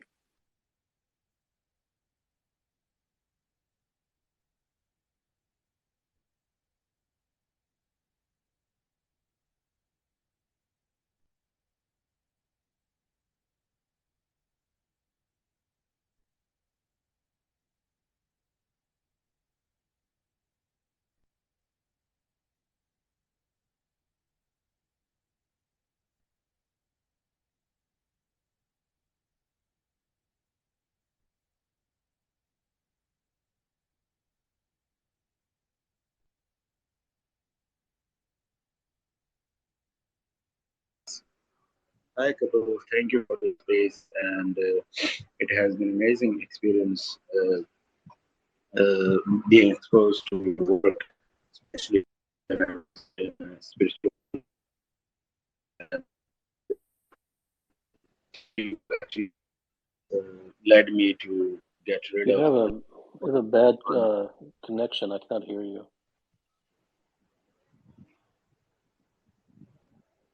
Am I audible now? That's better. My Go ahead. question is exposure to the people who refuse to give prescription and who refuse to be gurus. Is that exposure to truth? I would say exposure to direct truth, to direct raw truth, without any should or should not, without any this is good or bad, without any this is how to. But the fact of the matter is, you won't find anyone doing that. Yeah, that's pretty rare. Thank you.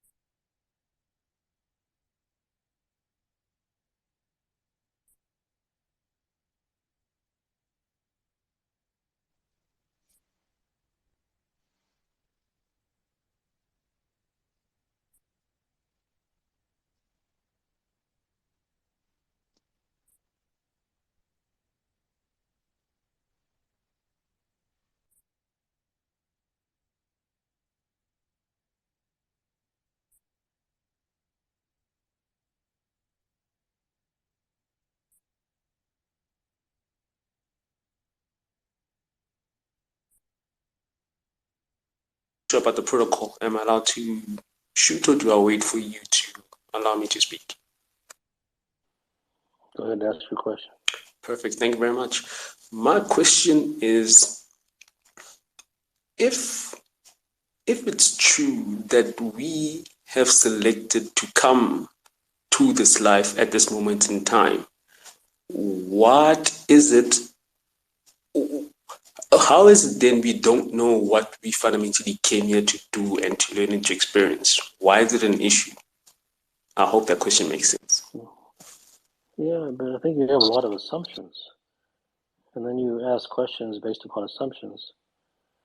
You know, if you're standing upon an unstable foundation, then the stance will falter because the foundation cannot support you.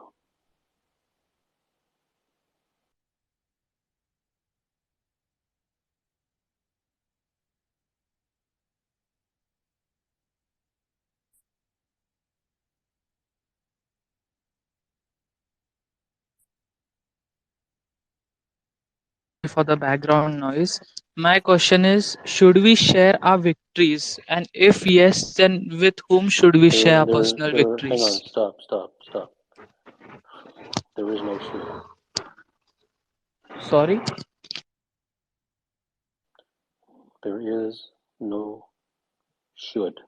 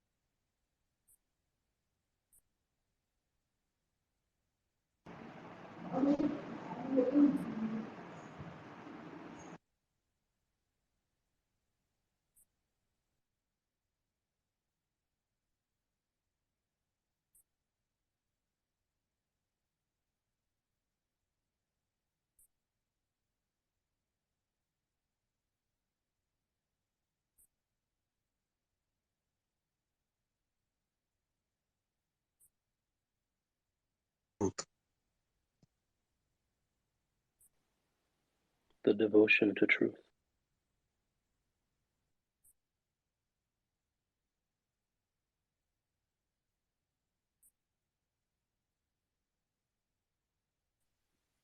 Hi.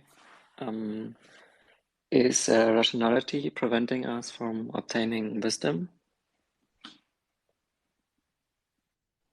I didn't understand. I didn't hear the question. Okay, try again. Is rationality preventing us from obtaining wisdom? Are you not interested in rationality? I'm interested in rationality, but sometimes it feels like it disconnects me from obtaining wisdom. I mean, with rationality, you get knowledge, but I'm not sure. So which one are you more interested? Are you more interested in rationality, or are you more interested in wisdom? Both in a different way. I mean, I use rationality. If you're interested in both, then you won't have wisdom.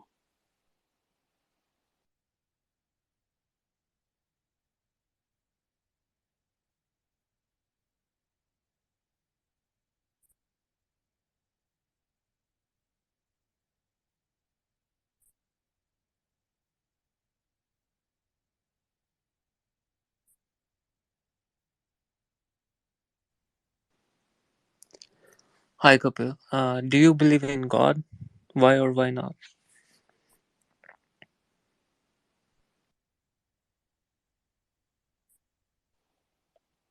I don't believe in belief.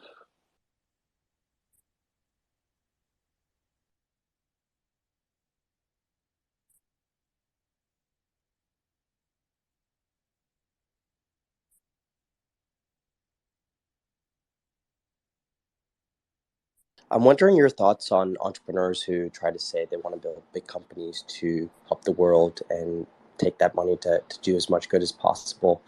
Is that a form of wisdom or kind of just getting lost? So is that you? Spotted. Okay. So it is what it is. I mean, if that's what you're moved to do, then that's what you're moved to do. But human beings are always looking for different and clever ways to chase pleasure. And a person gains pleasure by living the conscious capitalism and the help the world. If that's what you want to do, you can do it. It's false, and the reason it's false is because it isn't something that is done for purely the arrival at truth and the arrival at the ultimateness of one's own self. It tends to be much more of a situation of making oneself look good, and I mean, in others' eyes as well as one's own eyes. The conscious capitalism thing and the change the world thing, the world has no interest in changing. The world doesn't give a damn about you. There could be 500 billion yous and the world wouldn't change. But one likes to make themselves feel relevant. Therefore, they set off to change the world. And the reason that humans want to change the world is so that they can avoid having to look at refining themselves. But when you talk about the fact that you responded to that with a but means that you heard nothing.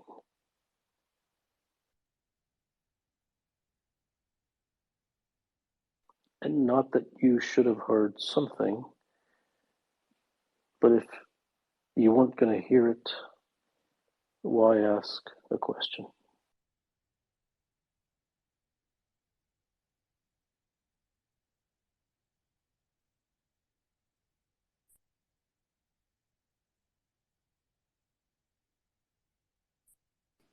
You said truth is a devotion to truth. So are you saying the pursuit of truth is truth in and of itself, full knowing one can only get closer to truth, but realizing it's never fully attainable?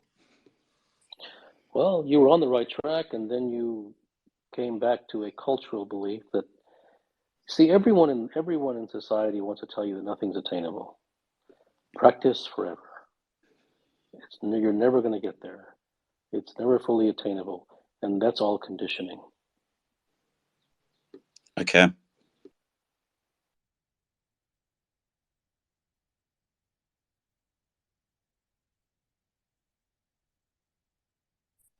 And there are, speaking from experience, because no one ever gets it. No one does attain it, but the reason they don't is because of prescriptions.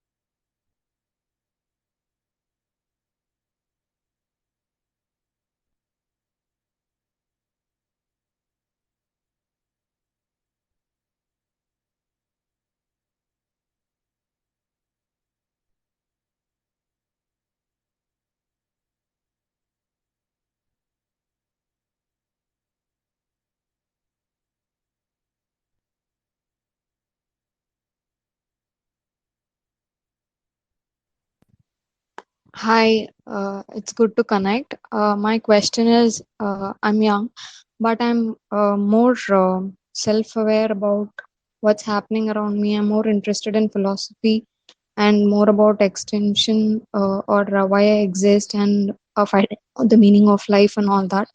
But people around me aren't like that. They are more enjoying the things around them, and I feel left out. Is that okay? I'm just 27.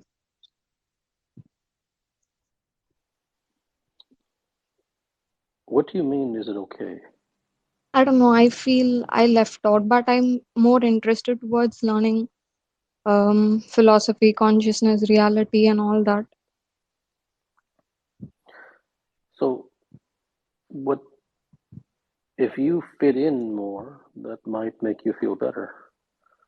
If you study spirituality and the things that you mentioned, that might make you feel better. Neither of those two things will lead you to truth.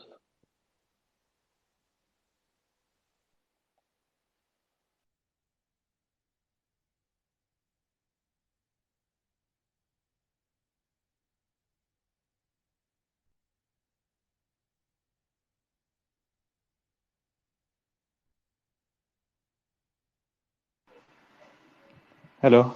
Hi, Kapil. Kapil, my question is, lately I have heard a lot about Michael de Montaigne, the French philosopher, and I would just like to know about what are your thoughts on his principles and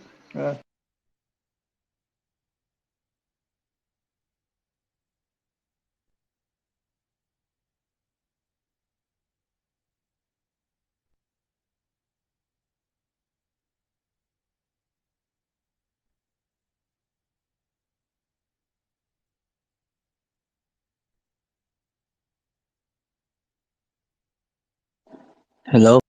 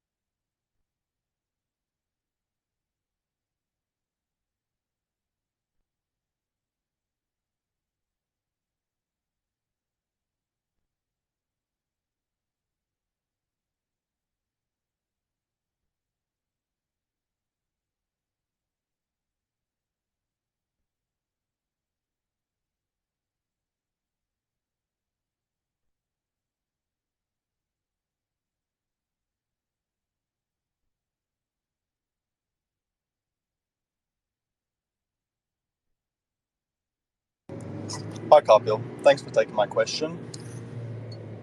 With respect to mechanical adventures, i.e., turning on a computer, doing something mechanical, I understand from experience that there is a right and wrong way to go about things. But when it comes to the domain of intuition, is there such thing that exists as right or wrong, or does truth stand in the place of right and wrong when it comes to this domain? Thank you. No, there is no right and wrong. I mean, turning a screw or turning on a television, yeah, that can be prescriptionized. That can be methodized. But things that are related to art, mind, truth, realization, essentially anything that isn't mechanical, cannot be mechanized, cannot be reduced to prescriptions. So is that when truth...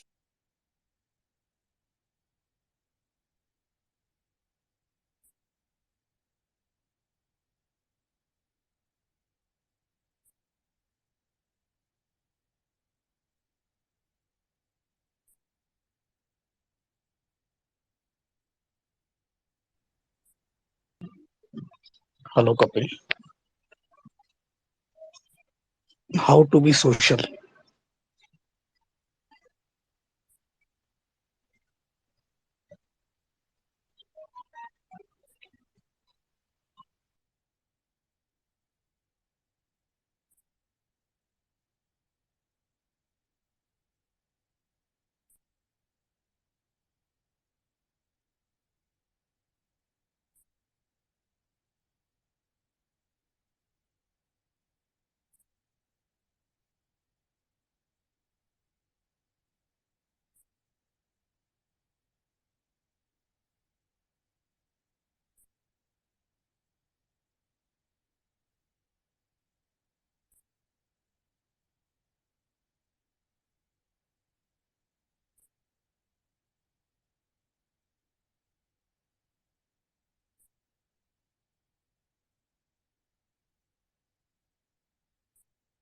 Hi, Kapil. Kapil, basically, I wander in my life to search for so many things. In the process of searching the truth, is it a direct way of search that I should search the truth, or searching a truth is always a byproduct of something other search, um, and I arrive to a truth by that process? If you understood my question. I think the most practical way is by way of exposure.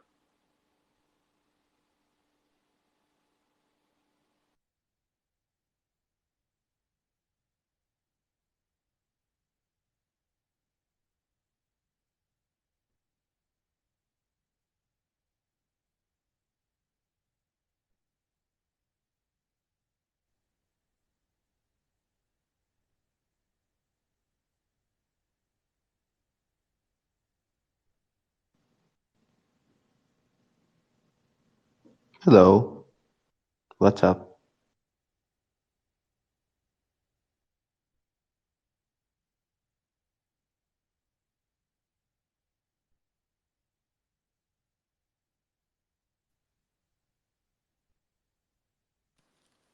How did you expand your consciousness, and what do you suggest to future generations?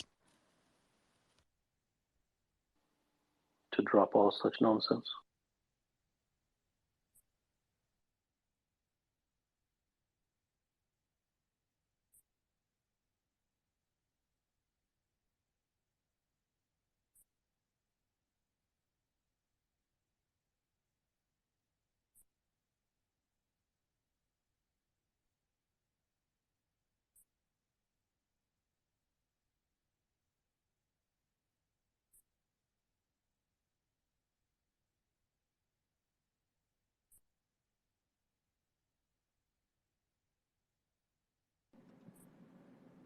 How do you expose yourself to truth?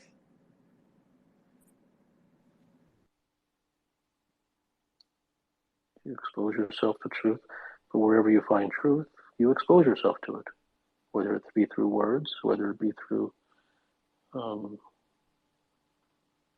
something that is spoken or written.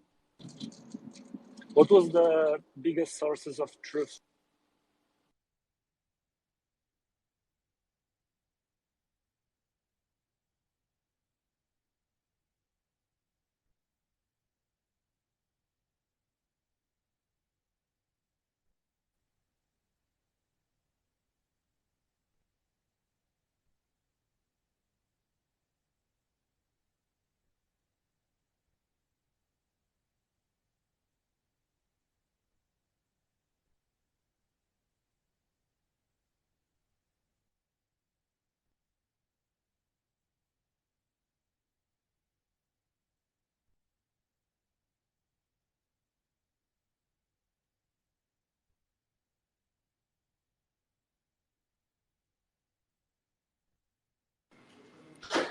How do you know you've found truth? Or how do I know I've found truth? You haven't.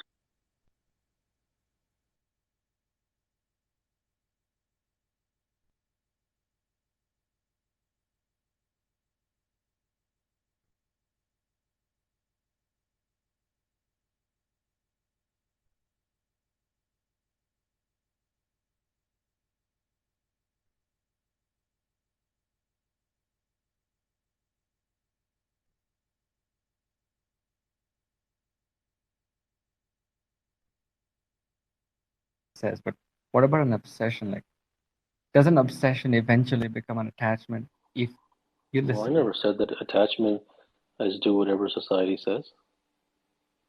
I'm not quoting, but along those lines, like an attachment is something being attached to a prescription or like a method.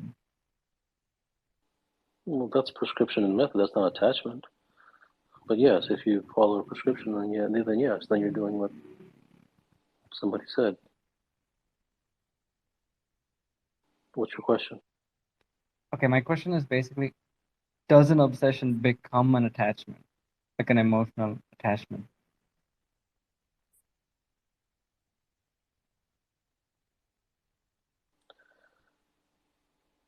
You're not looking at things in context. You're just taking a bunch of words and garbling them. It's if someone is obsessed with something, then there's very likely that they're going to achieve that thing, whatever that thing may be. You're throwing in their attachment as if it's some kind of ideal, negative ideal, or something.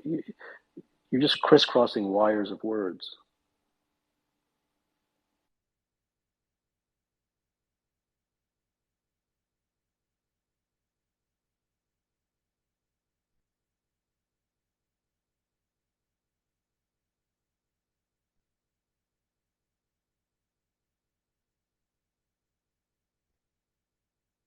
I guess what I'm asking is, what really holds a man up? How could a person be prevented from reaching his potential that he could understand, but that doesn't? Lack of sufficient interest.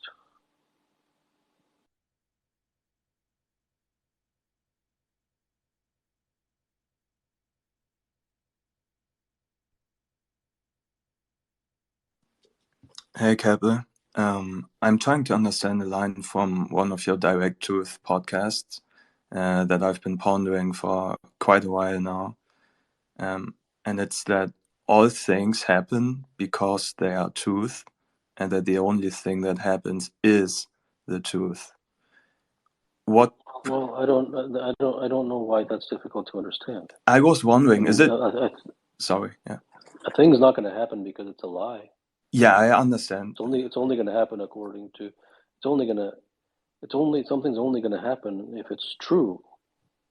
Otherwise it wouldn't happen. The product is the product. If it rains, it's not sunshine and no clouds, and then it rains. There's the reason, there's the cause. So truth is the only thing that works. Prescriptions don't work. Beliefs don't work. Opinions don't work. Do this, do that doesn't work. Methods don't work. Techniques don't work. And that's why everyone and their mother is practicing for 5,000 years and don't get anywhere. And they're told by the idiot guru to keep practicing, because all the idiot guru can say. Keep practicing. Practice, practice, practice. Your whole life, practice, practice, practice. Belief, opinion, believe in this, opinion that, do this, do that. Run over there, go over there. That's fine. Go over there. How long have you been going over there? How many times have you been practicing? How many years has it been? How many lifetimes has it been? How many thousands and thousands and thousands of hours have you done X, Y, and Z? Have you got anywhere? No. Why? Because it doesn't work. Why not? Only one thing works, and that is the truth. And that is precisely what no one gave you.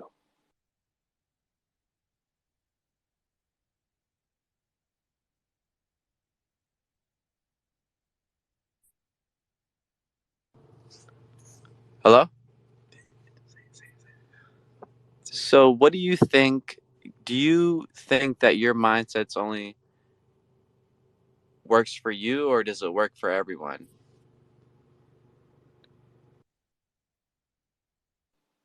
There is no mindset.